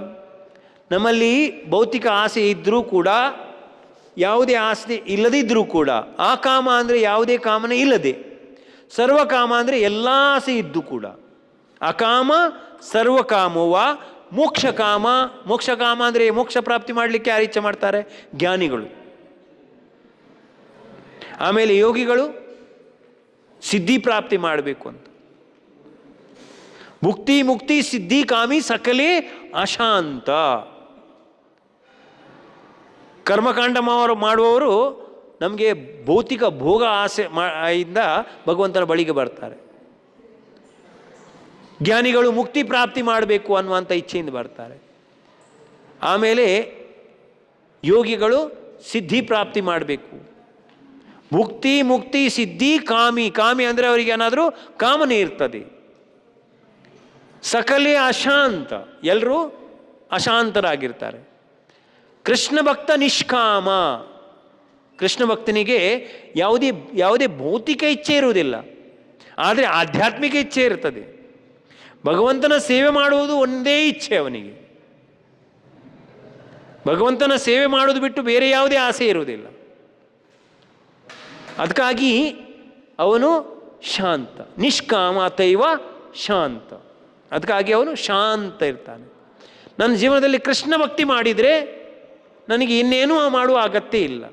ಶ್ರದ್ಧಾ ಶಬ್ದೇ ವಿಶ್ವಾಸಕಯೇ ಸುದೃಢ ನಿಶ್ಚಯ, ಕೃಷ್ಣ ಭಕ್ತಿ ಕೈಲೇ ಸರ್ವಕರ್ಮ ಕೃತ ಹಾಯ್. ಕೃಷ್ಣ ಭಕ್ತಿ ಮಾಡುವುದೇ ನನ್ನ ಉದ್ದೇಶ. ನನ್ನ ಧರ್ಮ ಏನು? ಭಗವಂತನ ಸೇವೆ ಮಾಡುವುದು. ಅದು ಬಿಟ್ಟು ಬೇರೆ ಏನು ಯಾವುದೇ ಜೀವನದಲ್ಲಿ ಉದ್ದೇಶ ಇಲ್ಲ. ಅದಕ್ಕಾಗಿ ಅವನು ಭಗವಂತನ ಸೇವೆಯಲ್ಲಿ ತೊಡಗಿರ್ತಾನೆ. ವಿಷ್ಣು ಪುರಾಣದಲ್ಲಿ ವ್ಯಕ್ತಿಯು ವರ್ಣಾಶ್ರಮ ಧರ್ಮ ನಿಯಮಗಳನ್ನು ಪಾಲಿಸುವುದರಿಂದಲೇ ಪರಮ ಪ್ರಭುವನ್ನು ಮೆಚ್ಚಿಸಬಹುದು ಎಂದು ಹೇಳಿರುವುದು. ಈಗ ನಮ್ಮ ಧರ್ಮ ಏನು? ನಮ್ಮ ಧರ್ಮ ಸನಾತನ ಧರ್ಮ. ಸನಾತನ ಧರ್ಮ ಅಂದರೆ ಪ್ರಭುಪಾದರು ಹೇಳ್ತಾರೆ, ಅದು ಸನಾತನ ಅಂದರೆ ಇಟರ್ನಲ್ ಧರ್ಮ, ಅದು ಚೇಂಜ್ ಆಗುವುದಿಲ್ಲ. ಇವಾಗ ನಾವು ಹಿಂದೂ ಧರ್ಮ, ಮುಸ್ಲಿಂ ಧರ್ಮ, ಕ್ರಿಶ್ಚಿಯನ್ ಧರ್ಮ, ಇದು ಧರ್ಮ ಅಲ್ಲ. ಯಾಕೆ? ಅದು ಇವತ್ತು ನಾವು ಹಿಂದೂಗಳಿದೆ, ನಾಳೆ ಕ್ರಿಶ್ಚಿಯನ್ ಆದರೆ ಧರ್ಮ ಚೇಂಜ್ ಆಗುತ್ತೆ. ಮುಸ್ಲಿಮರಾಗ್ತಾರೆ, ಮುಸ್ಲಿಮರು ಚೇಂಜ್ ಆಗುವುದು, ಅದು ಇಟರ್ನಲ್, ಸನಾತನ ಅಲ್ಲ. ಸಕ್ಕರೆ ಧರ್ಮ ಸ್ವೀಟ್, ಸಕ್ಕರೆ ಯಾವತ್ತು ಉಪ್ಪಾಗುತ್ತಾ? ಇಲ್ಲಲ್ಲ, ಅದು ಧರ್ಮ ಬಿಡುವುದಿಲ್ಲ. ಅದೇ ಥರ ನಮ್ಮ ಧರ್ಮ ಏನು? ಸೇವೆ ಮಾಡುವುದು. ಸೇವೆ ಮಾಡುವುದೇ ನಮ್ಮ ಧರ್ಮ. ನಾವು ನಮ್ಮ ಇಂದ್ರಿಯಗಳನ್ನು ಸಂತುಷ್ಟಿಪಡಿಸಲಿಕ್ಕಾಗಿ ನಾವು ಸೇವೆ ಮಾಡ್ತೇವೆ. ಅದರಿಂದ ಸ್ವಲ್ಪ ಹೊರಗೆ ಬಂದರೆ ಓಕೆ, ನನ್ನ ಮಡದಿ, ನನ್ನ ಮಕ್ಕಳು, ನನ್ನ ಪರಿವಾರ. ಅದರಿಂದ ಹೊರಗೆ ಬಂದರೆ ನನ್ನ ಸೊಸೈಟಿ, ಆಮೇಲೆ ನನ್ನ ಸೊಸೈಟಿಯಿಂದ ಮೇಲೆ ನಾನು ಬೆಂಗಳೂರಿನವ, ಆಮೇಲೆ ನಾನು ಇಂಡಿಯನ್. ಎಲ್ಲ ಸೇವೆ ಮಾಡಿದರೂ ಕೂಡ ಸಂತುಷ್ಟಿ ಆಗಲಿಕ್ಕೆ ಸಾಧ್ಯ ಇಲ್ಲ. ಎಲ್ಲಿವರೆಗೆ ಭಗವಂತನ ಸೇವೆ ಮಾಡೋದಿಲ್ವಾ ಅಲ್ಲಿವರೆಗೆ ನಾವು ಸಂತುಷ್ಟಿ ಆಗಲಿಕ್ಕೆ ಸಾಧ್ಯ ಇಲ್ಲ. ಅದಕ್ಕಾಗಿ ಪ್ರಭುಪಾದರು ಹೇಳ್ತಾರೆ, you are servant of God, GOD God. If you are not serving GOD God, then you have to serve anyway DOG, dog ಸೇವೆ ಮಾಡಬೇಕು. ಯಾಕೆಂದರೆ ಸೇವೆಯನ್ನು ಬಿಡಲಿಕ್ಕೆ ಆಗೋದಿಲ್ಲ. ನಾವು ಸರ್ವೆಂಟ್ ಅಂತೂ ಅದು ನಮ್ಮ ಧರ್ಮನೇ, ಅದು ಬಿಡಲಿಕ್ಕೆ ಆಗೋದಿಲ್ಲ. ಇವಾಗ ಭಗವಂತನ ಸೇವೆ ಮಾಡಲಿವುದಿಲ್ಲ, ಅದಕ್ಕಾಗಿ ನಾ ಏನು ತಗೊಂಡು ಹೋಗಿ ಅದು ಸೇವೆ ಅನ್ನೋದು ಮಾಡಲೇಬೇಕು. ನೋಡಿ, ಅಮೇರಿಕದಲ್ಲೆಲ್ಲ ಜನರು ಪರಿವಾರದಲ್ಲಿ ಇರುವುದಿಲ್ಲ, ಒಬ್ಬೊಬ್ಬರು ಇರ್ತಾರೆ. ಬೋರ್ ಆಗಿರ್ತಾರೆ. ಯಾರಾದರೂ ಸೇವೆ ಮಾಡಬೇಕು, ಯಾರು ಸೇವೆ ಮಾಡೋದು? ಕುತ್ತ ಸೇವಾಕರು. ಆದರೆ ನಮ್ಮ ಧರ್ಮ ವರ್ಣಾಶ್ರಮ ಧರ್ಮ. ಆ ವರ್ಣಾಶ್ರಮ ಧರ್ಮದಲ್ಲಿ ನಾವು ಭಗವಂತನ ಸೇವೆ ಮಾಡುವುದು ಅಂದರೆ ಹೈಯೆಸ್ಟ್ ಧರ್ಮ. ನಮ್ಮ ಆತ್ಮದ ಧರ್ಮ ಏನು? ಭಗವಂತನ ಸೇವೆ ಮಾಡುವುದು. ವರ್ಣಾಶ್ರಮ ಧರ್ಮ ನಿಯಮಗಳನ್ನು ಪಾಲಿಸುವುದರಿಂದಲೇ ಪರಮಪ್ರಭುವನ್ನು ಮೆಚ್ಚಿಸಬಹುದು ಎಂದು ಹೇಳುವುದು. ಪ್ರಭು ತೃಪ್ತನಾದಾಗ ಯಾಗ ಮಾಡಿದವರನ್ನು ಭಕ್ತಿ ಸೇವೆ ಮಾಡಿದವನ ನೆಲೆಗೆ ಏರಿಸ್ತಾನೆ. ಆದ್ದರಿಂದ ತಾನು ಮಾಡುವ ಅತ್ಯಲ್ಪ ಸೇವೆಯನ್ನೇ ಭಗವತಿ ಲಕ್ಷ್ಮಿಯು ಮಾಡುವ ಸೇವೆಗಳಿಂತಲೂ ಮಿಗಿಲಾಗಿ ಸ್ವೀಕರಿಸ್ತಾನೆ. ಭಗವಂತ ಏನು ಮಾಡ್ತಾನೆ? ಮ್ಯಾಗ್ನಿಫೈ ಮಾಡ್ತಾನೆ. ಓಕೆ, ನಾವು ಸ್ವಲ್ಪ ಸೇವೆ ಮಾಡಿದರೂ ಕೂಡ ಭಗವಂತ ಹೇಳ, ಆಹಾ, ನಾನು ಎಷ್ಟೊಂದು ದೊಡ್ಡ ಸೇವೆ ಮಾಡಿದನಲ್ಲ. ಆದರೆ ನಮ್ಮ ಏನಾಗಿರುತ್ತೆ, ನಾವು ಸೇವೆಯೇ ಸ್ವಲ್ಪ ಮಾಡಿದರೂ ಕೂಡ ನಾವು ಇದು ಮಾಡೋದಿಲ್ಲ. ನಾವು ಫಾಲ್ಟ್ ಫೈಂಡ್ ಮಾಡಿದರೆ, ಸ್ವಲ್ಪ ಫಾಲ್ಟ್ ಇದ್ದರೆ ಆ ಫಾಲ್ಟನ್ನು ಮ್ಯಾಗ್ನಿಫೈ ಗ್ಲಾಸನ್ನು ಹೋಗಿ ನೋಡ್ತೇವೆ, ಎಷ್ಟೆಲ್ಲ ಫಾಲ್ಟ್ ಇದ್ದೇವೆ. ಮ್ಯಾಗ್ನಿಫೈ ಗ್ಲಾಸ್ ಇರ್ತದೆ, ಏನಿರ್ತಲ್ಲ ಅದಕ್ಕೆ, ಭೂತ ಕನ್ನಡಿ ನೋಡಿ ಫಾಲ್ಟ್ ನೋಡ್ತೇವೆ. ಅದು ನಮ್ಮ ಹ್ಯಾಬಿಟ್ ಆಗಿಬಿಟ್ಟಿದೆ. ಉಲ್ಟಾ ಭಗವಂತ ಏನು ಮಾಡ್ತಾನೆ? ಎಷ್ಟು ಸೇವೆ ಮಾಡಿದಾನೆ, ಫಾಲ್ಟ್ ಏನು ನೋಡುವುದಿಲ್ಲ ಭಗವಂತ. ಏನು ಮಾಡಿ, ಸೇವೆ ಎಷ್ಟು ಮಾಡಿದ್ದಾನೆ ಅದನ್ನು ಮ್ಯಾಗ್ನಿಫೈ ಮಾಡ್ತಾನೆ. ನಾವು ಸೇವೆ ಮಾಡುವಾಗ ಭಗವಂತನಿಗೆ ಸ್ವಲ್ಪ ಸೇವೆ. ಅದಕ್ಕಾಗಿ ಸ್ವಲ್ಪ ಮಪಿಯಸ್ಯ ಧರ್ಮಸ್ಯ ತ್ರಾಯತೆ ಮಹತೋ ಭಯಾತ್ ಭಗವದ್ಗೀತೆಯಲ್ಲಿ ಹೇಳಿದ್ದಾರೆ. ಸುಅಲ್ಪ ಅಂದರೆ ಸ್ವಲ್ಪ ಅಂದ್ರೇನು? ಸುಅಲ್ಪ, ಸ್ವಲ್ಪ ಸೇವೆ ಮಾಡಿದರೂ ಕೂಡ ತ್ರಾಯತೆ ಮಹತೋ ಭಯಾತ್. ಮಹತೋ ಭಯಾತ್ ಅಂದರೆ ಈ ಜಗತ್ತಿನ ಅತ್ಯಂತ ದೊಡ್ಡ ಭಯ ಏನು? ಮೃತ್ಯು, ಸಾವು. ಸಾವಿನ ಭಯವನ್ನೇ ಭಗವಂತ ದೂರ ಮಾಡ್ತಾನೆ. ಭಗವಂತ ಅಜಾಮಿಳನನ್ನು ಯಮ ಕಿಂಕರರು ಎಳಿತಾ ಇರುವಾಗ ನಾರಾಯಣ ಅನ್ನುವಂಥ ನಾಮ, ತನ್ನ ಮಗನ ನಾಮವನ್ನು ಉಚ್ಚಾರಣೆ ಮಾಡಿರುವಾಗ ಭಗವಂತ ಹೇಳ್ತಾನೆ, ನನ್ನ ಹೆಸರನ್ನು ಕೂಗಿದ್ದಾನೆ. ಕೂಗಿದ ಹೆಸರು ಭಗವಂತನದಲ್ಲ, ಮಗನ ಹೆಸರು ನಾರಾಯಣ ಅಂತ ಇಟ್ಟಿದ್ದ. ಆದರೆ ಭಗವಂತ ಏನಿಸ ನನ್ನ ಹೆಸರು ಕೂಗ್ತಾನೆ. ವಿಷ್ಣು ದೂತರನ್ನು ಕರೆಸ್ತಾರೆ, ನಾರಾಯಣ. 4 ವಿಷ್ಣು ದೂತರು ಹೋಗಿ. ಇವಾಗ ನಾವು ಹರೇ ಕೃಷ್ಣ ಕೃಷ್ಣ ಕೃಷ್ಣ ಹರೇ ಹರೇ, ಹರೇ ರಾಮ ರಾಮ ರಾಮ ಹರೇ ಹರೇ. ಎಷ್ಟಾಯಿತು? ಆಮೇಲೆ ದಿನ ಎಷ್ಟು ಮಾಲೆ ಜಪ ಮಾಡ್ತೀರಾ? 16 ಮಾಲೆ ಇಂಟು 108. ಎಷ್ಟು ವಿಷ್ಣು ದೂತರು? ಒಂದು ದೊಡ್ಡ ಸಂಕೀರ್ತನ ಫೆಸ್ಟಿವಲ್ ಬರ್ತದೆ. ನಾವು ಭಗವಂತನ ನಾಮಸ್ಮರಣೆ ಮಾಡಬೇಕು. ಅದಕ್ಕಾಗಿ ಭಗವಂತನ ಸೇವೆ, ಸ್ವಲ್ಪ ಸೇವೆ ಮಾಡಿದರೂ ಕೂಡ ಭಗವಂತ ಅದನ್ನು ದೊಡ್ಡ ರೂಪದಲ್ಲಿ ಸ್ವೀಕಾರ ಮಾಡ್ತಾನೆ. ಆದರೆ ಲಕ್ಷ್ಮೀ ಚಂಚಲ. ಲಕ್ಷ್ಮಿ ಹೆಸರೇನು? ಚಂಚಲ. ಚಂಚಲ ಅಂದರೆ ಸ್ಥಿರವಾಗಿರುವುದಿಲ್ಲ ಅವಳು. ಇವತ್ತು ನಾನು ಕೋಟ್ಯಾಧಿಪತಿ ಆದರೆ ನಾಳೆಗೆ ರೋಡ್ಪತಿ, ಒಂದಿನ ಕೋಟ್ಯಾಧಿಪತಿ, ನೆಕ್ಸ್ಟ್ ಡೇ ರೋಡ್ಪತಿ, ಇನ್ನೊಂದಿನ ಕೋಟ್ಯಾಧಿಪತಿ. ಆದರೆ ಭಗವಂತ ಆಲ್ವೇಸ್ ಲಕ್ಷ್ಮೀಪತಿ. ಆ ಲಕ್ಷ್ಮೀಪತಿ ಹತ್ರ ಲಕ್ಷ್ಮಿಯು ಸ್ಥಿರವಾಗಿರ್ತಾಳೆ. ಅದಕ್ಕಾಗಿ ನಾರಾಯಣನನ್ನು ಬಿಟ್ಟು ಯಾರು ಲಕ್ಷ್ಮಿಯ ಸೇವೆ ಮಾಡ್ತಾರ ಆವಾಗ ಅವಳು ಚಂಚಲೆ ಆಗಿರ್ತಾಳೆ. ನಾರಾಯಣನು ಒಟ್ಟಿಗೆ ಯಾರು ಲಕ್ಷ್ಮಿಯ ಸೇವೆ ಮಾಡ್ತಾರ ಅವಳಿಗೆ ಲಕ್ಷ್ಮಿ ಸ್ಥಿರವಾಗಿರ್ತಾಳೆ.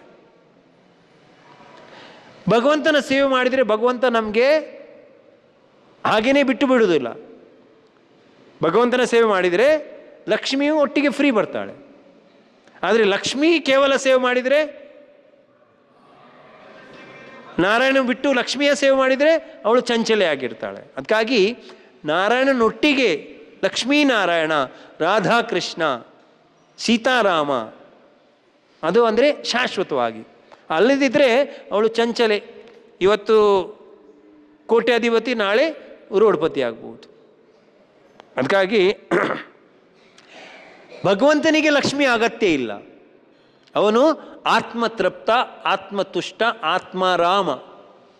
ಅವನಿಗೆ ಲಕ್ಷ್ಮಿ ಅಗತ್ಯನೇ ಇಲ್ಲ.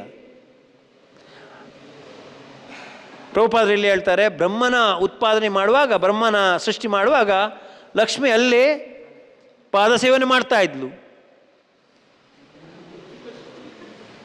ಭಗವಂತನು ಲಕ್ಷ್ಮಿಗೆ ಗರ್ಭಧಾರಣೆ ಮಾಡದೆಯೇ ಬ್ರಹ್ಮನ ಸೃಷ್ಟಿ ಮಾಡಿದ. ಹಾಗಾಗಿ ಆತ್ಮತೃಪ್ತ ಭಗವಂತ, ಆತ್ಮತೃಪ್ತ, ಆತ್ಮರಾಮ, ಆತ್ಮತುಷ್ಟ. ಹಾಗಾಗಿ ನಾವು ಭಗವಂತನ ಸೇವೆ ಮಾಡಿದರೆ ನಾವು ಕೂಡ ಆತ್ಮತೃಪ್ತ, ಆತ್ಮತುಷ್ಟ ಆಗ್ತೀವಿ. ಸ್ವಲ್ಪ ಒಂದು ಹಣಕ್ಕಾಗಿ ಜನರು ತನ್ನ ಜೀವನವನ್ನೇ ವ್ಯರ್ಥ ಮಾಡಿಬಿಡ್ತಾರೆ. ಸಿಗುವುದೇನು? 2 ನೋಟು. ಇವಾಗ ನೋಟು ಕೂಡ ಸಿಗುವುದಿಲ್ಲ, ಆನ್ಲೈನ್. ಒಂದು ಸಂಖ್ಯೆ ಜಾಸ್ತಿ ಆನ್ಲೈನ್ ಆಗುತ್ತೆ. ಕಾಗದ ಕೂಡ ಸಿಗುವುದಿಲ್ಲ ಇವಾಗ. ಮೊದಲಂತೂ ಕಾಗದ ಅದು ಸಿಗ್ತಾಯಿತ್ತು, ಇದು ಅದು ಸಿಗುವುದಿಲ್ಲ. ಯಾಕೆ ಇಷ್ಟೊಂದು ಪರಿಶ್ರಮ ಮಾಡ್ತೇವೆ ಗೊತ್ತೇ ಇಲ್ಲ. ಜೀವನದಲ್ಲಿ ಭಗವಂತನ ಸೇವೆ ಮಾಡಿದರೆ ಭಗವಂತ ಎಲ್ಲವೂ ಕೊಡ್ತಾರೆ. ಆದರೆ ನಮಗೆ ಅಷ್ಟು ಶ್ರದ್ಧೆ ಇರುವುದಿಲ್ಲ. ಅದಕ್ಕಾಗಿ ಇಷ್ಟೊಂದು ಪರಿಶ್ರಮ ಮಾಡಬೇಕಾಗ್ತದೆ. ಭಗವಂತನಲ್ಲಿ ಶ್ರದ್ಧೆ ಇದ್ದರೆ ಭಗವಂತ ಕೊಡ್ತಾನಲ್ಲ. ಯೋಗಕ್ಷೇಮ ವಹಾಮಿ ಅಹಂ. ಭಗವಂತ ಯೋಗಕ್ಷೇಮ ಭಗವಂತ ಕೊಡ್ತಾನೆ. ಅದಕ್ಕಾಗಿ ನಮಗೆ ಭರವಸೆ ಇರಬೇಕು. ಪ್ರಭುಪಾದರಿಗೆ ಫುಲ್ ಫೈತ್ ಇತ್ತು, ಸ್ಟ್ರಾಂಗ್ ಫೈತ್ ಇತ್ತು. ಅದಕ್ಕಾಗಿ ಜಗತ್ತಿನಾದ್ಯಂತ ಪ್ರಭುಪಾದರು ಪ್ರಚಾರ ಮಾಡಿ ಕೇವಲ 40 ರೂಪಾಯಿ ತಗೊಂಡೋಗಿ ಜಗತ್ತಿನಾದ್ಯಂತ ಎಲ್ಲ ಲಕ್ಷ್ಮಿ ಅಂದರೆ ಒಂದೊಂದು ಟೆಂಪಲ್ ಎಷ್ಟು ಕೋಟ್ಯಾಂತರ ರೂಪಾಯಿ ಟೆಂಪಲ್ ಪ್ರಭುಪಾದರಿಗೆ ಕೊಟ್ಟಿದ್ದಾರೆ ಭಗವಂತ. ಯಾಕೆ? ಭಗವಂತನಿಂದ ನಿಷ್ಠೆಯಿಂದ ಪ್ರಭುಪಾದರು ಸೇವೆ ಮಾಡಿದರು. ನಮಗೆ ಕೂಡ ಅಷ್ಟು ಫೇತ್ ಇರಬೇಕು ಇಲ್ಲಿ. ಅದಕ್ಕಾಗಿ ಪ್ರಭುಪಾದರ ತಾತ್ಪರ್ಯ ಹೇಳ್ತಾರೆ ಲಾಸ್ಟಿಗೆ, ಒಂದು ವೇಳೆ ಲಕ್ಷ್ಮಿ ಕೋಪದಿಂದ ಹೊರಟು ಹೋದರೂ ಸ್ವಯಂ ಪೂರ್ಣನಾಗಿರುವುದರಿಂದ ಭಗವಂತ ನಾರಾಯಣನಿಗೆ ಯಾವ ಹಾನಿಯೂ ಆಗುವುದಿಲ್ಲ. ಲಕ್ಷ್ಮಿಯ ನೆರವಿಲ್ಲದೆ ಅವನು ಎಲ್ಲವನ್ನು ಏನನ್ನು ಬೇಕಾದರೂ ಮಾಡಬಲ್ಲನು ಎಂದು ಪ್ರತು ಮಹಾರಾಜನು ಸೂಚಿಸಿದನು. ನಿದರ್ಶನಕ್ಕಾಗಿ ಗರ್ಭೋದಕ್ಷಾಯಿ ವಿಷ್ಣು ತನ್ನ ನಾಭಿಯಿಂದ ಬ್ರಹ್ಮನನ್ನು ಪಡೆದಾಗ ಅದಕ್ಕೆ ಲಕ್ಷ್ಮಿಯ ನೆರವೇನನ್ನೂ ಪಡೆಯಲಿಲ್ಲ. ಆಕೆಯು ಭಗವಂತನ ಪಕ್ಕದಲ್ಲೇ ಕುಳಿತು ಅವನ ಚರಣಕಮಲಗಳನ್ನು ಒತ್ತುತ್ತಿದ್ದಳು. ಸಾಮಾನ್ಯವಾಗಿ ಮಗನನ್ನು ಪಡೆಯಬೇಕಾದರೆ ಗಂಡನು ಹೆಂಡತಿಗೆ ಗರ್ಭದಾನ ಮಾಡ್ತಾನೆ. ಕಾಲಕ್ರಮದಲ್ಲಿ ಮಗನು ಜನಿಸ್ತಾನೆ. ಬ್ರಹ್ಮನ ವಿಷಯದಲ್ಲಿ ಹಾಗೆ ಆಗಲಿಲ್ಲ. ಗರ್ಭೋದಕ್ಷಾಯ ವಿಷ್ಣು ಲಕ್ಷ್ಮಿಗೆ ಗರ್ಭದಾನ ಮಾಡಲಿಲ್ಲ. ಸ್ವಯಂ ಪೂರ್ಣನಾದ್ದರಿಂದ ತನ್ನ ನಾಭಿ ಕಮಲದಿಂದಲೇ ಬ್ರಹ್ಮನನ್ನು ಪಡೆದನು. ಹಾಗಾಗಿ ಒಂದು ವೇಳೆ ಲಕ್ಷ್ಮಿಯು ಭಗವಾನ್ ನಾರಾಯಣನ ಬಗೆಗೆ ಕುಪಿತಳಾದರೂ ಅದರಿಂದ ಭಗವಂತನಿಗಾಗಲಿ ತನಗಾಗಲಿ ಯಾವುದೇ ಹಾನಿ ಆಗುವುದಿಲ್ಲ ಎಂದು ಪ್ರತು ಮಹಾರಾಜನಿಗೆ ಭರವಸೆ ಇತ್ತು. ಆ ಥರ ಭರವಸೆ ನಮಗೂ ಕೂಡ ಇರಬೇಕು. ಆ ಭರವಸೆ ಆಗಬೇಕಾದ್ರೆ, ಆ ನಿಷ್ಠೆ ಬರಬೇಕಾದ್ರೆ ನಾವು ನಿತ್ಯ ನಿಯಮವಾಗಿ ಭಗವಂತನ ಸೇವೆಯಲ್ಲಿ ತೊಡಗಿರಬೇಕು. ಆ ಸೇವೆ ತೊಡಗಿದರೆ, ಇವಾಗ ನೋಡಿ, ಕೇವಲ ಜ್ಞಾನದಿಂದ ಏನೂ ಆಗೋದಿಲ್ಲ. ಆ ವಿಜ್ಞಾನ ಪ್ರಾಪ್ತಿ ಮಾಡಬೇಕು. ಆ ವಿಜ್ಞಾನ ಪ್ರಾಪ್ತಿ ಅಂದರೆ ಏನು? ಜ್ಞಾನ ಮತ್ತು ವಿಜ್ಞಾನಕ್ಕೆ ಡಿಫ್ರೆನ್ಸ್ ಏನು? ಜ್ಞಾನ ಅಂದರೆ ಕೇವಲ ಥಿಯರಿಟಿಕಲ್ ಅಂಡರ್ಸ್ಟ್ಯಾಂಡಿಂಗ್. ವಿಜ್ಞಾನ ಅಂದರೆ ಸೈನ್ಸಲ್ಲಿ ಕೇವಲ ಥಿಯರಿಟಿಕಲ್ ಅಂಡರ್ಸ್ಟ್ಯಾಂಡಿಂಗ್ ಇರೋದಿಲ್ಲ. ಪ್ರಾಕ್ಟಿಕಲ್ಲಿ ಲ್ಯಾಬೊರೇಟರಿಗೆ ತಗೊಂಡೋಗಿ 2 ಕೆಮಿಕಲ್ ಮಿಕ್ಸ್ ಮಾಡಿದರೆ ಏನು ರಿಸಲ್ಟ್ ಬರುತ್ತೆ ಪ್ರಾಕ್ಟಿಕಲಿ ತೋರಿಸ್ತಾರೆ ಅಲ್ವಾ? ಅದೇ ಥರ ನಾವು ಜ್ಞಾನದ ಒಟ್ಟಿಗೆ ವಿಜ್ಞಾನ ಪಡಿಬೇಕಾದ್ರೆ ಆ ರೀತಿ ಭಗವಂತನಿಗೆ ಸೇವೆ ಮಾಡಿ ಅದರ ಸಾಕ್ಷಾತ್ಕಾರ ಪಡಿಬೇಕು. ಆ ಸಾಕ್ಷಾತ್ಕಾರ ಪಡಿಬೇಕಾದ್ರೆ ನಾವು ಸೇವೆ ಮಾಡಬೇಕು. ಎಷ್ಟು ಜಾಸ್ತಿ ನಾವು ಸೇವೆ ಮಾಡಿದರೆ ಅಷ್ಟು ಜಾಸ್ತಿ ನಮಗೆ ಸಾಕ್ಷಾತ್ಕಾರ ಆಗತ್ತೆ. Thank you very much. Hare Krishna. 10 ಗಂಟೆ ಆಯಿತು. ಹರೇ ಕೃಷ್ಣ ಕೃಷ್ಣ ಕೃಷ್ಣ ಹರೇ ಹರೇ, ಹರೇ ರಾಮ ರಾಮ ರಾಮ ಹರೇ ಹರೇ. ಗ್ರಂಥರಾಜ ಶ್ರೀಮದ್ ಭಾಗವತಂ ಕಿ, ಶೀಲ ಪ್ರಭುಪಾದ ಕಿ, ನಿತಾಯ್ ಗೌರ್ ಪ್ರೇಮಾನಂದೇ. ಹರೇ ಕೃಷ್ಣ. ಪ್ರಶ್ನೆ? ಹರೇ ಕೃಷ್ಣ. ಪ್ರಶ್ನೆ? I think any question? ಏನಾದರೂ ಪ್ರಶ್ನೆ ಇದೆಯಾ?